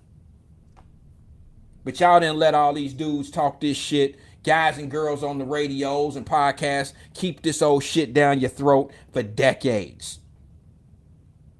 Same conversation. Ain't nobody ever told no sister on a podcast or a radio station that I know of, ain't none of them told you it's your fault we got all these badass kids running around here. I ain't heard it. And if so, God bless who's ever telling you the truth. Y'all always, how the hell you gonna blame a system? You know, you can't blame a system for what you put in it. It ain't the system, Paul. You signed your kid up for that shit. You can't blame, y'all know I didn't said it. You can't blame probation for being a shitty ass organization. Don't go get in no trouble. You won't be on probation. It ain't your probation fault they an asshole. It ain't your probation officer. They wouldn't even know your ass if you didn't step into it. Stop it. Some accountability. And here's where lack of leadership lies. All I want you to do is measure the ones who talk the most about what's wrong, why people doing to us. Where they at when we doing us wrong? Where they at when the kids up in Kings Island brushing the shit off like it, kids will be kids. No, kids won't be kids. Where they at when you got somebody real stepping up talking about Queens? Y'all need to do better for yourself. When the village speak, everybody want to have a fit. When somebody with some sense say something, we got people out here that call themselves leaders, and y'all want to make it seem like it's classism, elitism. That's bullshit. Let me ask you something, broke people, including myself. Who do you stay the most silent around? A nigga who ain't got nothing, or the nigga that got something? I want to be like him. I'm going to shut my ass up. When he talk, I'm listening. Why would I want to listen to somebody who ain't got nothing? Why am I going to listen to the things that they doing that ain't working out? Why would I do that? That don't make sense.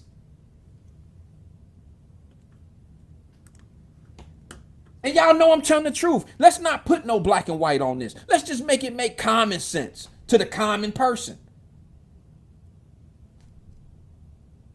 One of my mentors, Paul White, I'd find a reason to go to his house.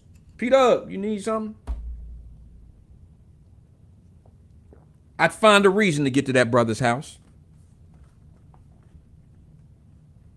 I'd find a reason.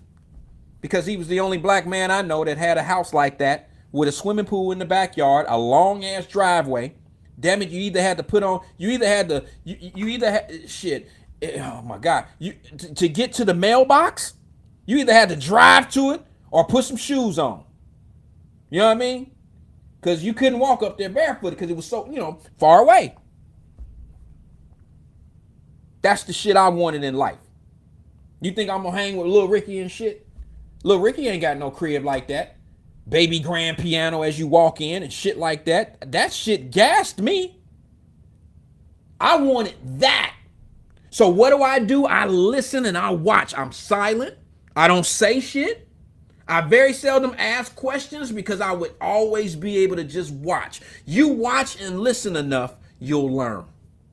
No need to ask questions. If you paying attention good enough, you won't have to ask questions. So my sisters, I ask you, are y'all paying attention? Are y'all paying attention? Because what I'm watching is y'all getting out hustled. Yeah, divorce rate is up. Divorce rate is up in the white community, black community. It's up all over the place. But at least when they break up, they gonna get broke off. And I'm gonna get back to my cousin's situation. He had some of the bad ones. They was fine. Fine as hell. And they dealt with his crazy ass. He was abusive to some of them. Most of them. All of them. And when their relationships was over, they had absolutely nothing from him. Scars. I said it. Scars. Hearted scars, facial scars, scars. Had got nothing out of it. Loved somebody that probably didn't love them. And I watched my sisters go through that. I watched some of my sisters be with a man for 30 years, ain't never married him. He ain't never asked. Y'all deserve better than that.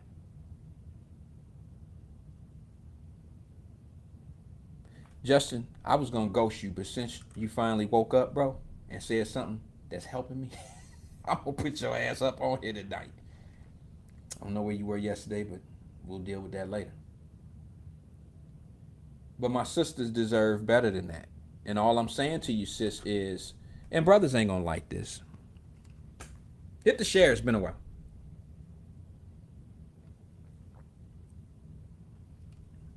My sisters might have to shop in the candy store. They may have to show up at some of those events. Because, sis, I'm gonna tell you something. Where there's billionaires, even if it's one, there's going to be millionaires.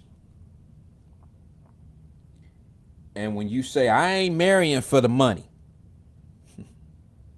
Okay. Okay. Give a man a chance for the potential. Don't be scared if he got something. He just might love you. Because y'all done been through enough with people who ain't got shit and who gonna treat you like shit. So don't narrow your selection down. Brothers hating me right now for this shit. And there's some sisters right now that wanna hate me. They wanna say I'm wrong. They wanna not believe. They wanna not agree. They want to say, I couldn't imagine myself. No, I love me some brothers and this and this and that. Ask yourself.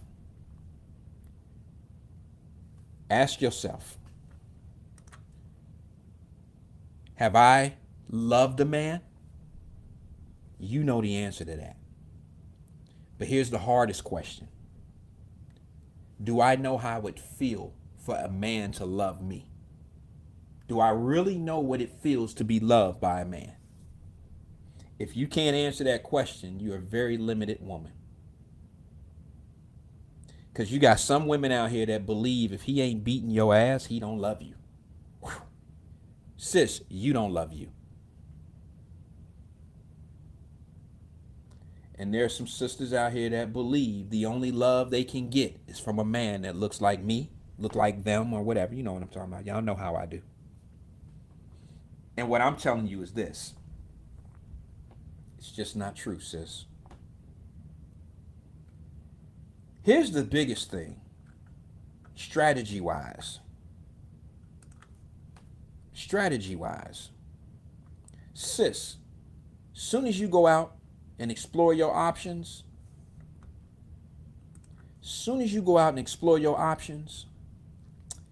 and brothers see what they up against,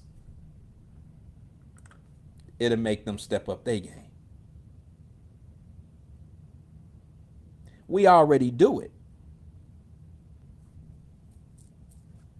You already got brothers stepping up their game to outdo this brother.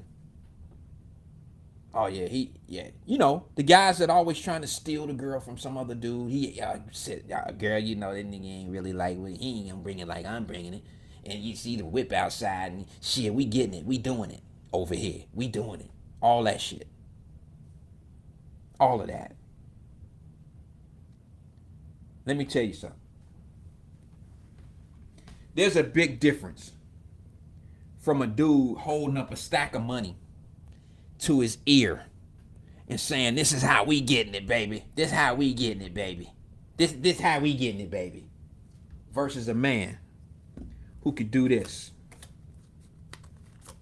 Hold a black card up and say, this is how I'm getting it, baby. This is how I'm getting it.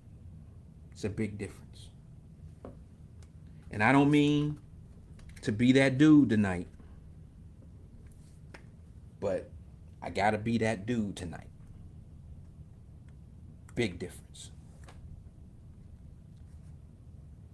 Don't settle. Don't limit yourself. And if you do,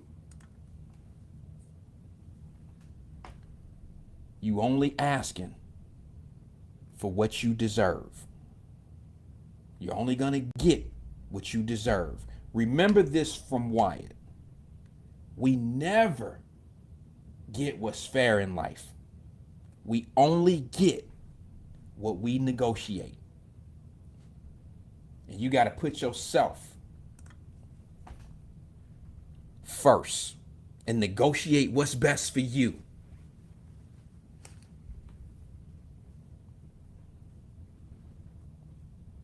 And sometimes we put other people first in our negotiations. We make sure that they're all taken care of in the deal. And we never take care of us. And I know this is a hard pill to swallow, sis. And I know too many brothers ain't gonna tell you the truth about this shit. But this is the truth. And there's a whole lot of dudes right now that are mad at me right now. Oh, them niggas mad. Bro, what you doing, man? I'm upping your game, bro. I'm putting a woman in your life that's going to be at a level that you got to get to. All that's doing is making things right for you.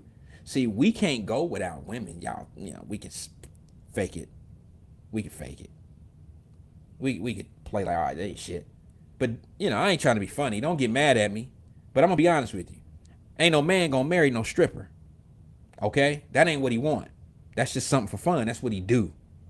That's another show. That's just to keep his mind occupied off real shit in life. That's a dope. It's a drug. It's a distraction.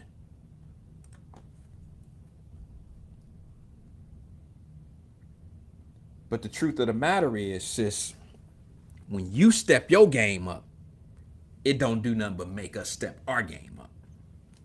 We don't have a choice. If we gonna be with you, you know it's like that. How many times a dude been chasing you? Gotta get at you. I gotta have her. And you know how bad he wants you. You know how bad he wants you. and you finally give him a shot. What made you give him a shot? The dude jumped through enough loops for you, right? Well, let's raise those loops a little higher and make them a little smaller to jump through, so he'll clean himself up. And watch what you get. Watch what you get. And bro, don't get mad at me. I'm doing this for you. I'm doing it for you. See, we want queens, but we ain't kings out here. So in order to run a palace, you got to have a qualified, certified queen and a qualified and certified king, right? And if they do it together, that's a bond and a relationship that just won't be broke. I promise you.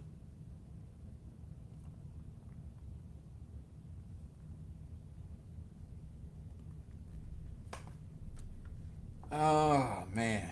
Let me, you know, I don't want to make it seem like I'm down on my bros or down on my sisters either.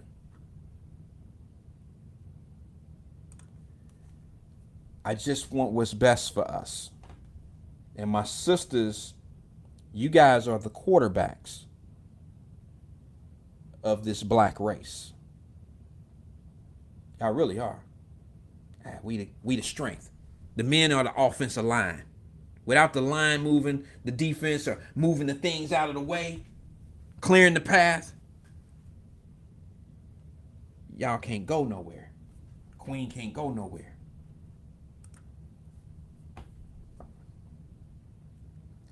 But if you have us brothers, strong, strengthful, body, able men, clearing the path, the sisters can take it from there.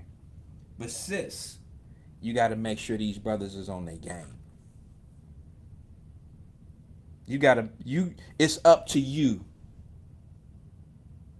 Some of you doing too much in all the wrong areas for us. Cleaning and washing our clothes and all this old goofy shit.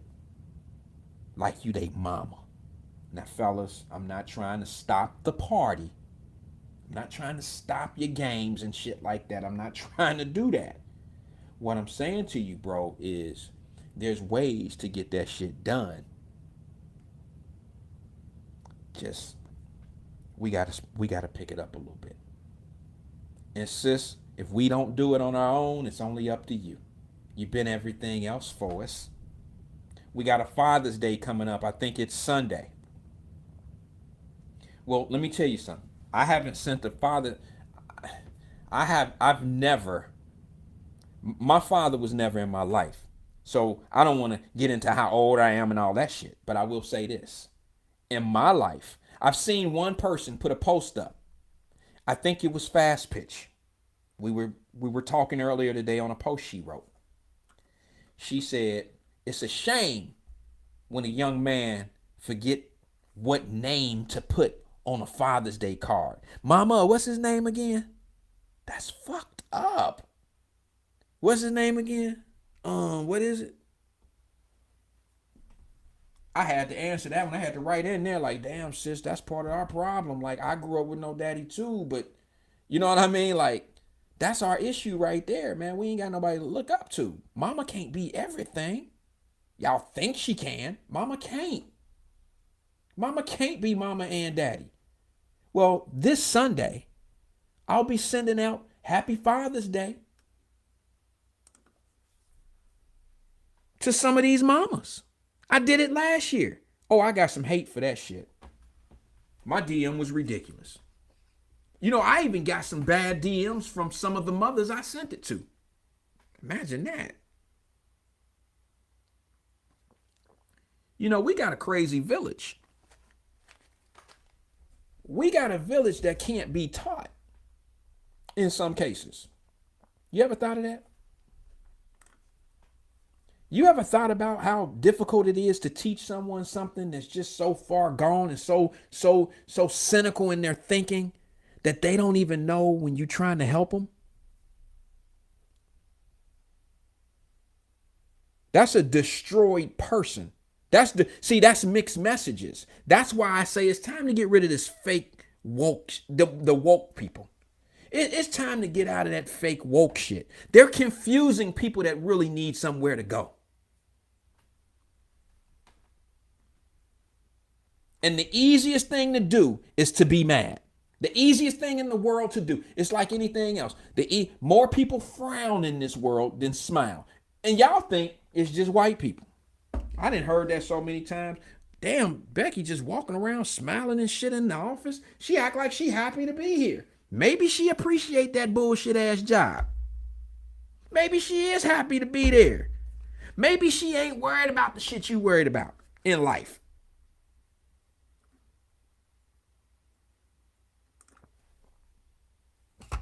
I'm just saying. Everybody ain't miserable.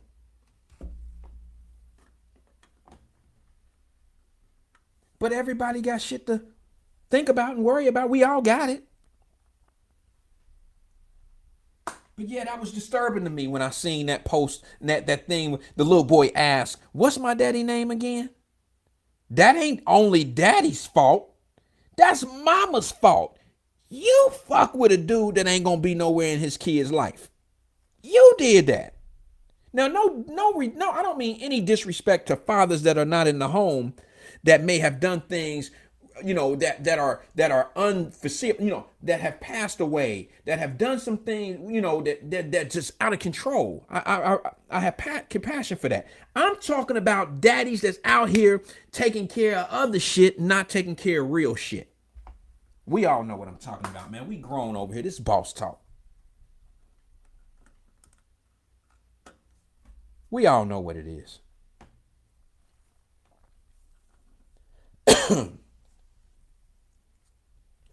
It's enough. Enough is enough. So sis, now y'all understand. I'm gonna read the post once again. We're gonna go back to the origin and then we're gonna get out of here because I'm what, 30 minutes? I'm 22 minutes over schedule. I'm gonna stop doing this shit. I'm gonna stop spoiling y'all with all this free game and going over my scheduled time. I'm gonna stop this. It's just love though. I can't stop because it comes to me. Here's the post that I wrote. I have no problem with interracial relationships, except when sisters get with white guys. Did I really mean that? No. I don't mean it the way it seems. I don't mean it the way it looks. I don't mean it like that. Open your horizons, sisters. I'm going to tell you something. A brother will only be mad at your ass for a few days if he see you out with a white guy, an Italian guy, a Latino guy. He only going to be mad for a minute. But he going in the back of his mind be wondering, man, I've been at her ass for the longest. I've been at her for the longest. What do they have that I don't have? What do they have that I don't have? Because that's the art of us. I don't care if you talking about Big Ricky and Big Sean in the hood. If Big Ricky and Big Sean going after the same woman, Big Ricky and Big Sean gonna figure out a way that they can outdo one another to get who they want. So why not use the same philosophy? Why not use the same philosophy with your upgrade? Make Big Ricky and Big Sean compete against the Italian, the white guy, the Latino, and maybe Big Ricky and Big Sean will step their game up. And Big Ricky and Big Sean, don't get mad at the brother, don't get mad at the messenger. I'm doing you a favor, bro. Because as you upgrade yourself, you become a better person. You become more marketable to a better queen. You're building a better foundation, because when women stop accepting bullshit men, then they will be in better relationships. Bottom line.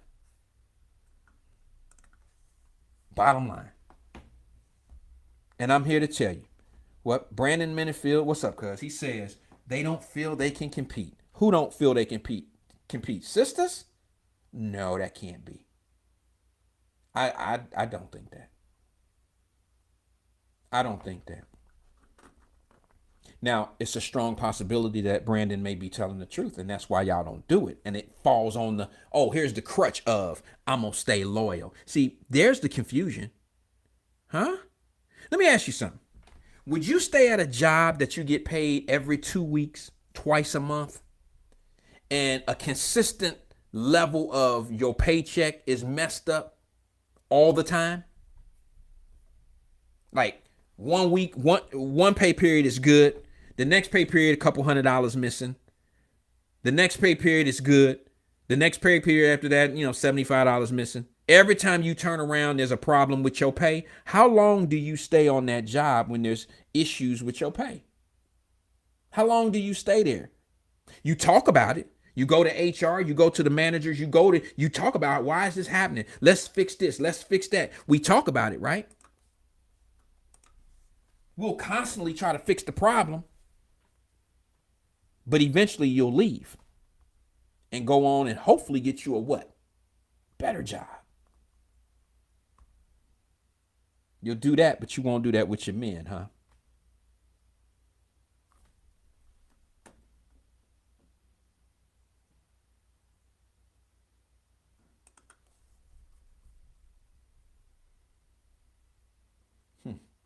I see this reply to Brandon Minifield from Miss Williams. She says, I believe men compete more with their lady. Now that's facts, she says. I don't know, sis. I don't know. I don't know how true that is. I'm not saying you're wrong. This is a matter of an opinion, I would think, because we don't have any data or anything to show that to be a fact. So I think it's a matter of opinion. So I'd have to say, I don't know about that.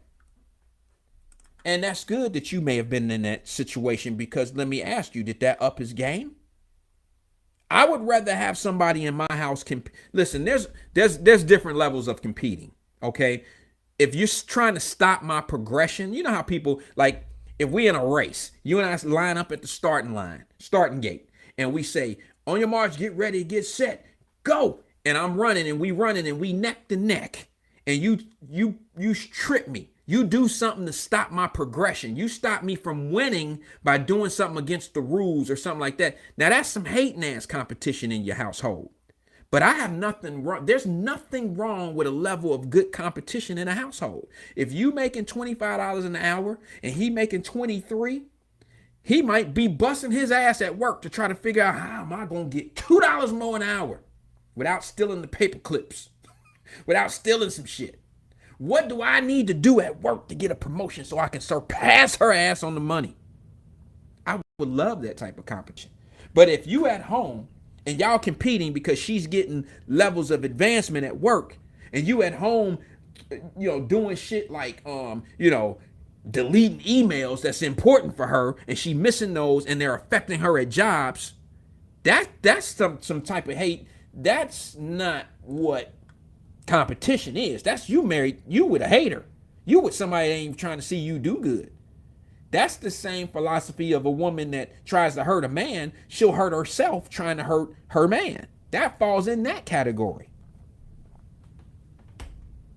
Sister told me yesterday that bang my head. Miss Williams, not this Miss Williams, but the other Miss Williams on the show. She said a woman to have a sex with a man and cheat on a man, and she might not even want to have sex with that other man. She might not even like that man. She just doing it to hurt her dude. Now, as naive as this might sound from me, I find myself to be somewhat intelligent. But to be honest with you, man, that sound crazy to me. That's some of the craziest shit I've ever heard in my life. Who hurts themselves trying to hurt somebody else? I just don't understand that shit. I use the philosophy of, I'm driving, she grabbed the wheel, she gonna kill my ass, she gonna run us off the road, she gonna grab the wheel and just run us off the road. She forgot her ass in the passenger seat. So if I go over the cliff, your ass going over the cliff. I don't know. I think that's insane.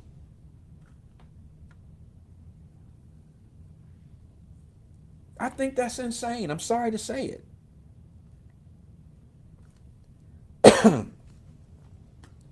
But I just need my sisters. And when I say sisters, I mean everybody. I mean everybody. Come on now. Let me see this one. Here's one. Here's one right here. Lori Reed, she says this. I was with my husband for 33 years. I'm sorry, for 33 married. Let me start over. My apologies. See, it comes across this screen a little bit different than it shows up on y'all's screen. She says, I was with my husband for 35 years, married for 21 years. We was an interracial relationship that at that time wasn't accepted. And at that period of time, he set the bar so high of what a man should be.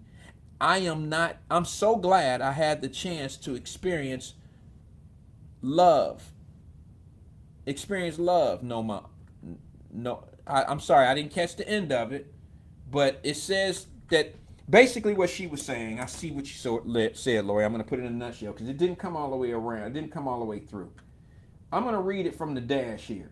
She says, we were in a interracial relationship at a period of time that it wasn't popular. He set the bar so high of what a man should be, and I'm so glad I had the chance to experience love no matter the color.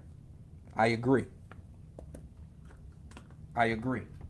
So sis, now you know what I'm talking about. See how he set the bar? Now you in a position, and I don't mean to be I'm not trying to be disrespectful, Lori. I'm just kind of engaging in your comment. It's probably difficult for you to find, and I shouldn't say hard for you to find a man just like that, but you're not going to go with a man less than that standard that's already been set for you. You're not going to go there. You know better. I said it on the show yesterday. If you were here and you heard me say it, I said it on the show yesterday. I said, once the bars are set, ain't nobody trying to step down. Once you set a certain standard level of what you getting, I ain't trying to go down. Nobody wants to go down. We talked about it yesterday. Pull up yesterday's show, y'all. We need more viewers on that.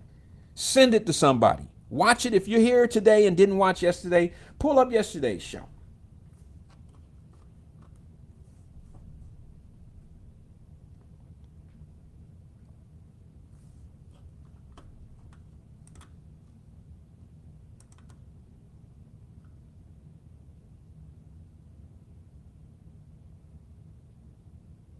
Lori says he passed away 2 years ago. I won't settle for just anyone. I didn't even see that comment, but I already knew where you were with it. I'm asking my sisters to do the same thing.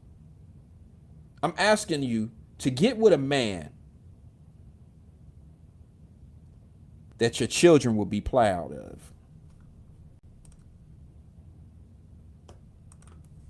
Get with a man that, judge your man on how you would want your kids to be raised. This might be a little hard. And hell, you would look past me. I got to put myself in this. Coming from a mother that had me at 15 years old. I didn't have much of a man in my life. I probably was not a prize catch at one point in my life. I was the blueprint of what to stay away from. From a broken home, didn't have no daddy, from the hood, nose runny, stealing, lying. I was all that shit. Thought drugs was the way to do shit, make money, selling drugs. And I've been through that whole situation. I was just smart enough to keep a distance. I didn't want to be the number one man, shit like that. I didn't want to be that.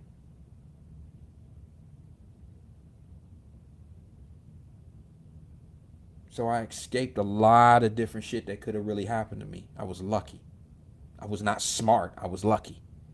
Most people won't admit that.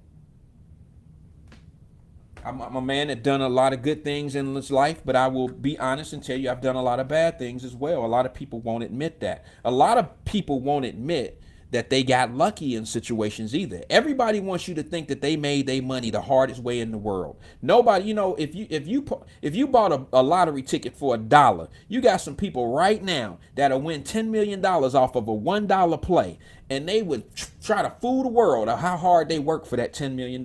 It's just some mentalities that'll do that shit. Well, I had to go outside. Shit, you don't know what I had to do to get that $1. You don't know what I had to do. I was home all day by myself. My mama was a high school dropout. And shit, I had to do a lot to get that dollar to win that $10 million. Go shut your dumb ass down. Ain't nothing worse than people making shit out way more than what it really is. Life is not that complicated. We all been through shit. Sit your dumb ass down. That's why I ain't got no compassion with somebody that's sitting back talking about Mr. Government, give me this, Mr. Government, give me that. I ain't got no love for no shit. The government took this from me. Man, go sit your dumb ass down. You got every opportunity. The only reason, this is the truth, whether these fake woke ass people really, really understand it or not, whether you want to say it or not, every little black kid and white kid and Mexican kid and Latino kid and white kid, every kid in the United States of America right now has an opportunity to go to a university or a trade school or something to prepare him for a better life than what they live in right now, or a life that if they from the suburbs, that can give them that same lifestyle. There ain't a black parent other than a parent that's listening to these fake woke mugs that don't believe that. Crystal, where we from, baby? What your daughter doing? What school she going to? You understand? And we sitting back here talking and listening to these fake ass people talk about how difficult this world is. Listen, the first key to success is education, sweetie. It ain't everybody's fault that you don't know how to get to the pot of gold. That ain't the white people's fault. It ain't the black people's fault.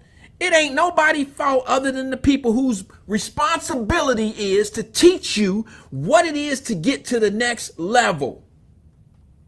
That's your people's fault. And when I say your people, if I was born by a 15-year-old mama, listen, my mama might be mad at me for saying this shit, but my mother never discussed college with me at all. She might have said it a couple times, but you got to understand, she's from a different generation. She's from a generation where if I finished high school, that was a level of success. She done her job. Get it? Well, I'm from a generation now where if I made it out of high school, mama did her job. Well, we level up.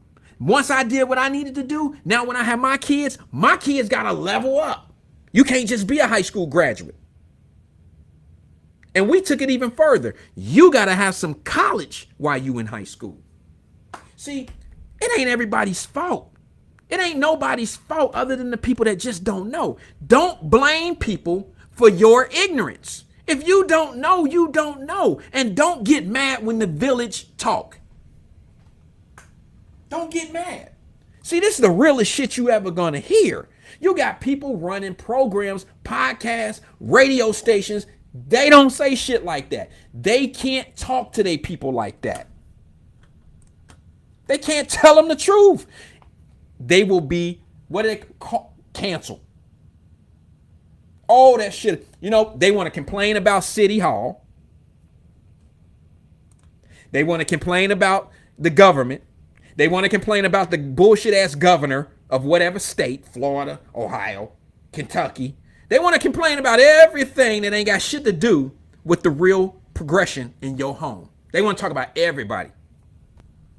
They want to talk about everybody. They want to pass all the responsibility, and all it takes is information. That's all it takes. Information and the willing to make sacrifices. That's all it takes.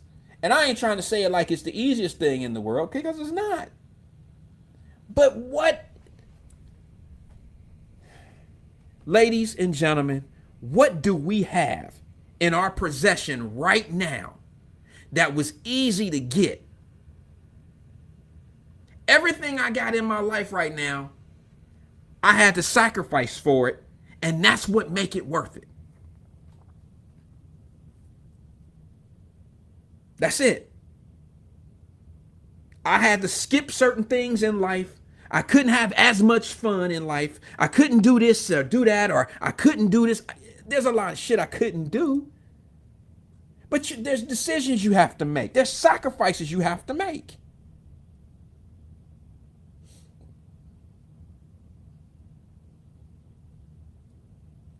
And we sitting back here listening to people every day talk about who gonna be the next damn mayor. Shut your dumb ass up. The mayor ain't got shit to do with where you send your kids to school. They ain't got nothing to do with where you clock in and out of every day. They ain't got shit to do with what you teaching your kids without watching TV, YouTube, TikTok, all this bullshit out here that's educating your kids. The governor, the mayor, city council, school board, the principal at the local school, everybody that's seeing your kid more than you don't have shit to do with really what you supposed to be doing as a parent. Y'all know I'm telling the truth. You know I'm telling the damn truth. It's funny. People talk about the school. They talk about the government. They talk about all this old shit.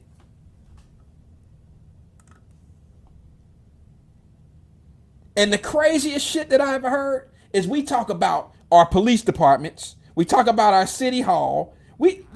Feel me on this. How the hell you gonna keep thinking your city got a problem with police and shit, and it's the system? It's a racist system. But they got a black police chief. So let me understand this. Because remember this now. Your same black vice president was simply asked, just like a black man who is a Republican, Tim Scott. I don't know if y'all know it. I ain't big on politics either. But Tim Scott is hated by black people because he's a Republican and he talks sort of like what I be saying right now. I'm going to keep it 100. Some people don't keep it 100. They call themselves independent, but they only have bad shit to say about the Republican Party and don't say nothing bad about the Democratic Party. They don't say shit bad about them when you can talk bad about both parties. You really could. But they don't like Tim Scott, who's a Republican, and talk about progressive things and how we could be doing whatever we want to do and what's best for the economy, whatever he preaching and doing what he doing. Here's what I'm saying. The difference between Tim Scott and Kamala Harris, who everybody in the country who black love for I don't know what reason, I guess because she's black, y'all. How could you dislike one and love the other when they say the same shit if you not a slave to the rhythm? Tim Scott was asked by the media, excuse me, the brother. He's a senator. He's a Republican, a black man, a brother who says America is not racist. Now, whether you believe it or not, you could be mad at him for feeling that way, or you could just be like, okay, I love him. He's right. Whatever your decision is to believe or whatever, I ain't going to get into that. That's his belief. But you on an uproar when a black man says that shit. For what reason? Why? I'm not saying you don't have a legitimate reason to be angry at his feelings and why he feel that way. I'm not saying that at all.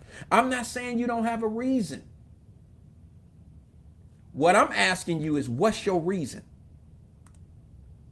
What's your reason for not liking that brother for making that statement? Because he's lying? America is racist? Okay, that's why. Because he's not lying? Or you don't like him because he's cooning? He's cooning. He should be thinking America is racist, right? Because he's black. And we've been through everything. That's why you don't like him, okay? For argument's sake, let that be the reason. Now, the one you love, who's black,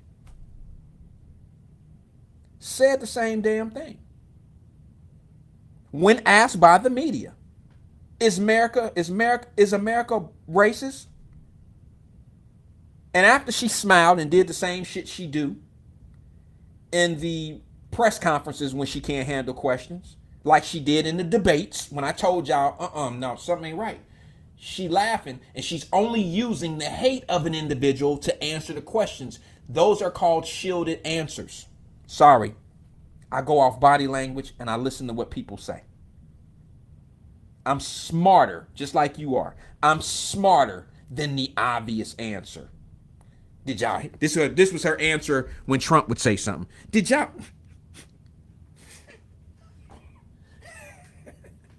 Trump would be standing there. She laughing at him, but she can't counter. She can't say anything to what he said. She's just trying to make you believe what the narrative has been put out there about somebody, and she don't have a better answer. So her answer is, he's ridiculous. Then give us something more, ma'am. Give us a better answer than his ridiculous ass. Give us something, ma'am. Well, now you're starting to see that there's no answers. You're starting to watch it.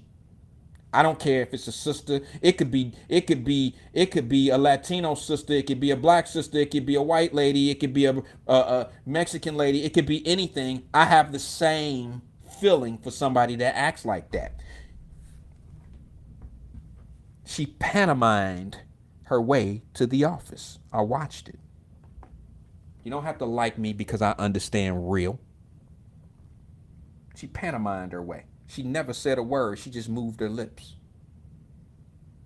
She did exactly what black women do. You know what I'm saying? We know, she did the ultimate black woman move from our mamas. My mama would never knock my head off. Y'all know that. But how many times did I have to hear it from my mama? Boy, don't make me. She only said I'd knock your head off a few times. After she said, boy, don't make me knock your head off. After I heard her say it a few times, she never had to finish the sentence. But as a grown-ass man, I know mama was never going to knock my head off. So what she would say is, boy, don't make me. And I'd be like, okay. So your vice president did the same thing. She never had to answer a question. She just gave that black woman, presentation. You earn that at the HBCs. You get that from HBCs. You're around enough black folks. I know white people that grew up downtown that act black. That have hood type mentality. You know what I mean? They shit. Might be white skinned, but got black soul. Trust me. So you surround yourself around people enough, you become that environment. Bottom line. Bottom line. But that all being said,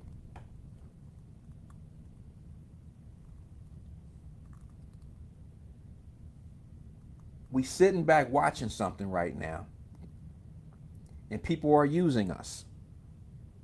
Stay angry. Y'all know I'm in the fight game. Weeks and months before a fight, what do fighters do? Try to get up under each other's skin. You know why? You really think he want to say something bad about that man's mama? He don't know his mama. And you don't even know my mama. So you saying something about my mama should never make me mad, right? But they do that shit because it's a psychological warfare. So people that's out here trying to keep you angry are keeping you distracted from what? Why wouldn't you really want to know that? Like if I'm a fighter and I know I'm about to go fight somebody for a world championship belt and they saying shit and doing shit to me to get under my skin, it's pretty obvious why you're doing it, G. You're doing it because you want to distract me from what I really need to be focused on. Don't that make you wonder why people want to continuously make you mad? Why would you want to be around people and see things and hear shit from people that's constantly keeping you mad? You only need to hear it once. CNN want to remind us every day of some shit that happened months ago. Don't CNN know that black folks don't last that long on subjects like that type shit? We don't give a fuck about that shit no more, man. Come on, stop it. But as long as they keep it in your face, it's a reminder, as if it happened last month, last week. Why? Why you want to keep talking about Donald fucking Trump? Why? Don't you want to focus on the current administration and what they doing? Don't you want to hold them responsible or hold them for what they promised us and told us? Y'all know I'm about to say it. Me and my daughter still waiting for that free college. God damn it. I done sent about 7 checks in so far. I'm still, where is the line for the free damn college? My checkbook is running out of checks, damn it. I'm waiting for that line. Didn't I tell y'all that shit wasn't gonna happen? It ain't gonna happen. You know when all this talk will come back up? When it's time to start, talk about the ballot boxes and the lines and shit. The election year. A year from election. All this shit. Okay, y'all, we ready to start getting on that lift every voice plan. Here's what we gonna do, y'all. This is what we thinking. Instead, you done sent money to all these foreign lands and all these different countries and ain't said shit about us. Ain't said shit about lift every voice plan, the fake shit, the fraud shit y'all was saying. Ain't said shit else about college. You didn't, Kamala Harris yesterday was in fucking Sweden. What they got going on over there? What the hell? You in Sweden? Damn it. We had 4 killed in Chicago, in Cincinnati over the weekend. I ain't saying be here, but be here to solve some of these issues here. Start here. The funniest shit she said the other day is, I got to go to the core of the problem of why everybody's coming to the border. No, you don't.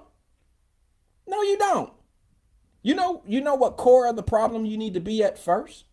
You need to be at the core of the problem in America, man. And I'm going to be honest with you. I feel sorry for the sister. I'm about to show you how I really feel. I feel sorry for Ms. Harris, Vice President Harris. Biden know that's an unwinnable situation. Biden then brought that lady in to do the impossible. It ain't her fault. She knows she got her hands full. She knows she can't fix that shit. Now, if y'all really want to know how I feel about her, I'm just being honest with you, yo. She's in over her head because her boss gave her some shit that can't be fixed. Happens all the time. Happens at the post office. Somebody roll in there with a barrel of shit and say these all got to be done by the end of the night. Fred, I can't do this shit I can't do this shit tonight, Fred. It's 600 pieces of mail. It ain't no way I'm gonna run all this 600 through I get off at midnight, Fred. How the hell I'm gonna do all this shit? Fred didn't set her up for failure. Now, who get blamed when the mail don't go through? Fred do, but now Fred got somebody to blame. We're going to distract all this shit. Pam didn't get that shit done. We're going to write her up. That's what Biden doing to Harris. That's what he doing. Because it only makes sense to handle shit a certain way. And the way they handling it is not the way. I'm surprised. It's amazing. It's amazing to me.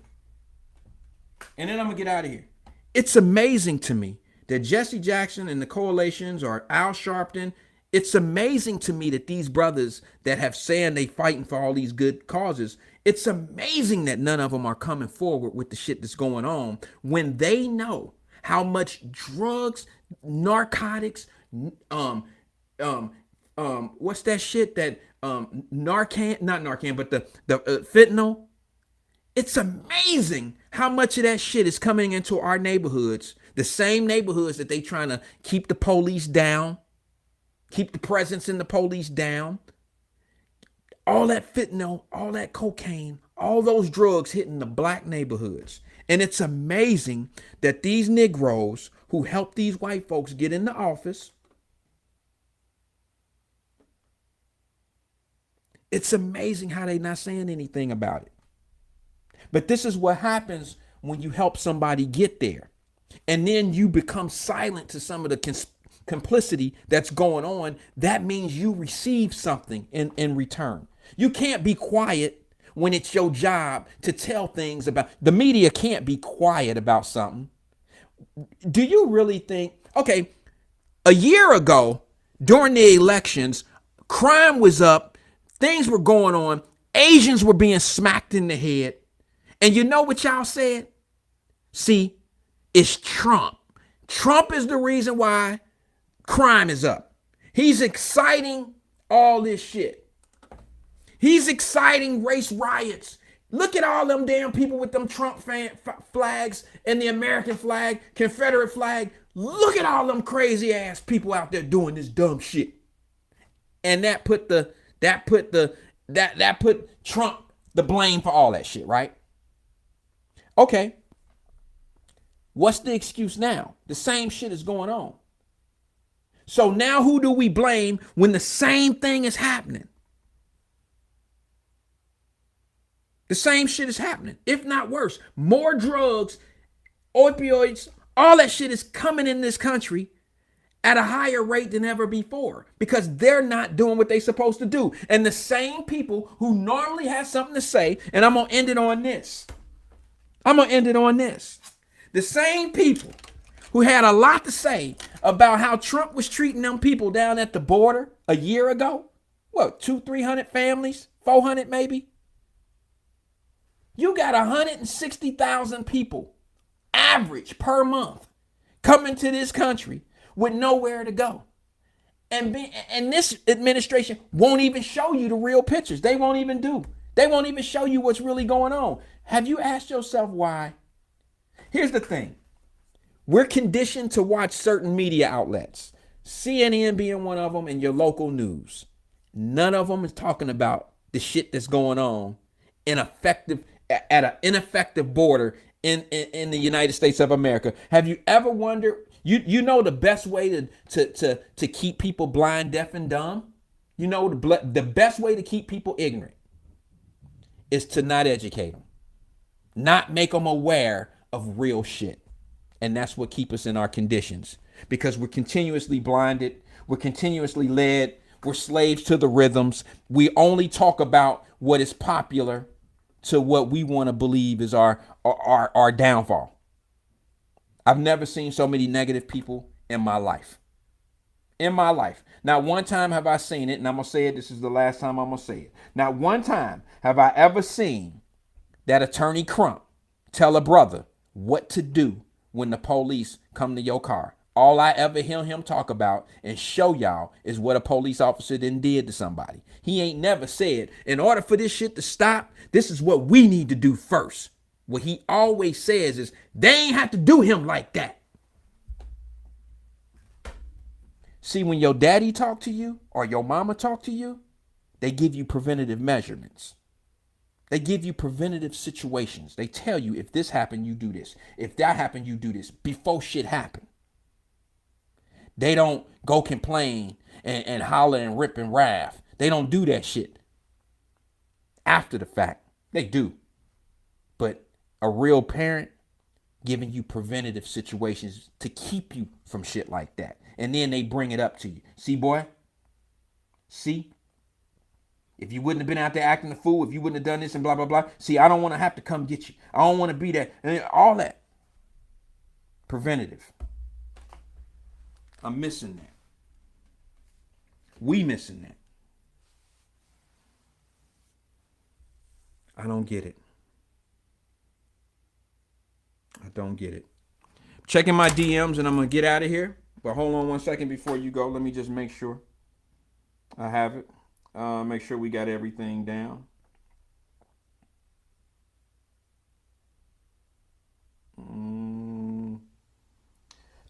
If I don't hit you on a response tonight, it'll be tomorrow. I promise you.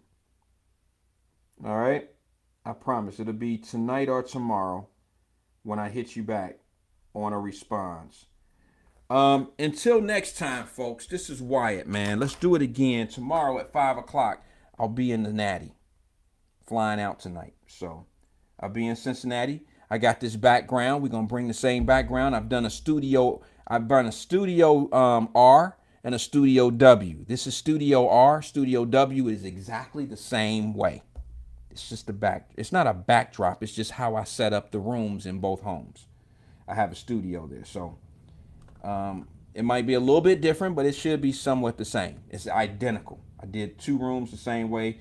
Big ups to my man Scott, who came out and put up the shelving and put up the TVs and did everything. Big up to Scott. I'm going to put his information if you need some home improvements or things of that nature.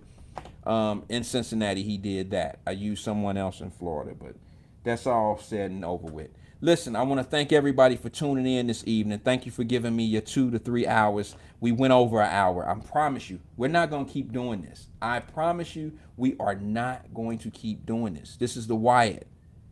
live drive home show at 5 p.m. It's really from 5 to 7. But when the lights turn red, it ain't no telling when we gonna go to bed. You know what I mean? It ain't no telling when we gonna get out of here. This is Wyatt, man. I guess I'll see you guys on the next one. Y'all want to try to do this again at 5 tomorrow? We're going to do it again tomorrow at 5, okay?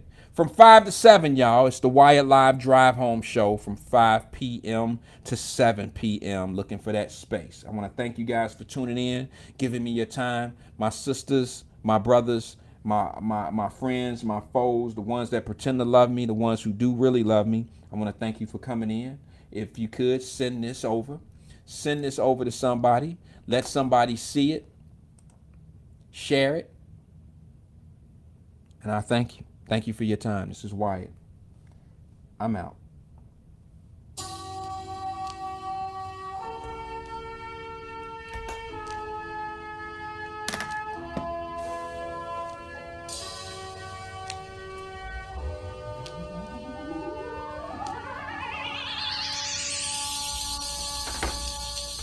I don't thank you, little nigga, but I'ma show you how. Little nigga. Tell mama don't be mad.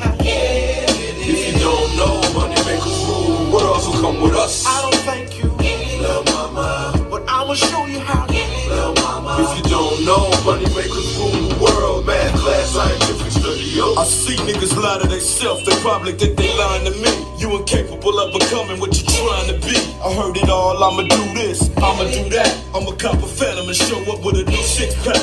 I'ma fuck that nigga bitch, I'ma get me a chain. I'ma rap and blow the roof off this hip-hop game. I'ma slang a couple beats, get rich like you. Dre ain't the only nigga with tracks, I got heat too. This shit might happen if you fucking work as much as you talk. Get some money and you blow it cause you trying to floss. Your lifestyle don't support that, you about to fall off. I've seen it a million times, I know how it go, dog. I don't talk, I be about it. Know that I'ma see about it. Love money, ain't a day in life you gon' see me without it. I'm a fucking millionaire, nigga, you can read about it. Came to take the crown back and I will not leave without it. I don't thank you, nothing but love. I'ma show you how to tell mama don't be mad. If you don't know, money makers rule the world, so come with us. I don't thank you, little mama, but I'ma show you how to. Little mama. If you don't know, money makers rule the world. Math class, scientific study. I see you niggas on the corner tryna.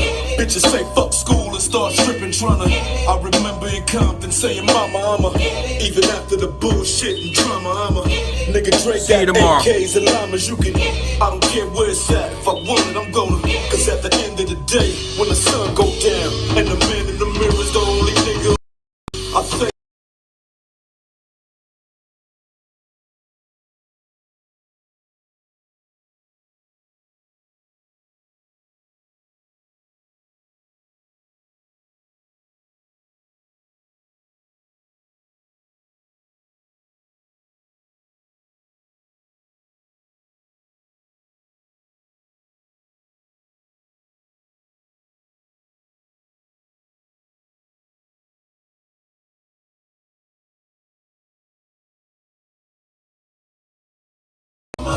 But I'ma show you how to, little mama. If you don't know, money makers rule the world. Getting cash is the ticket, math class, scientific study, yo.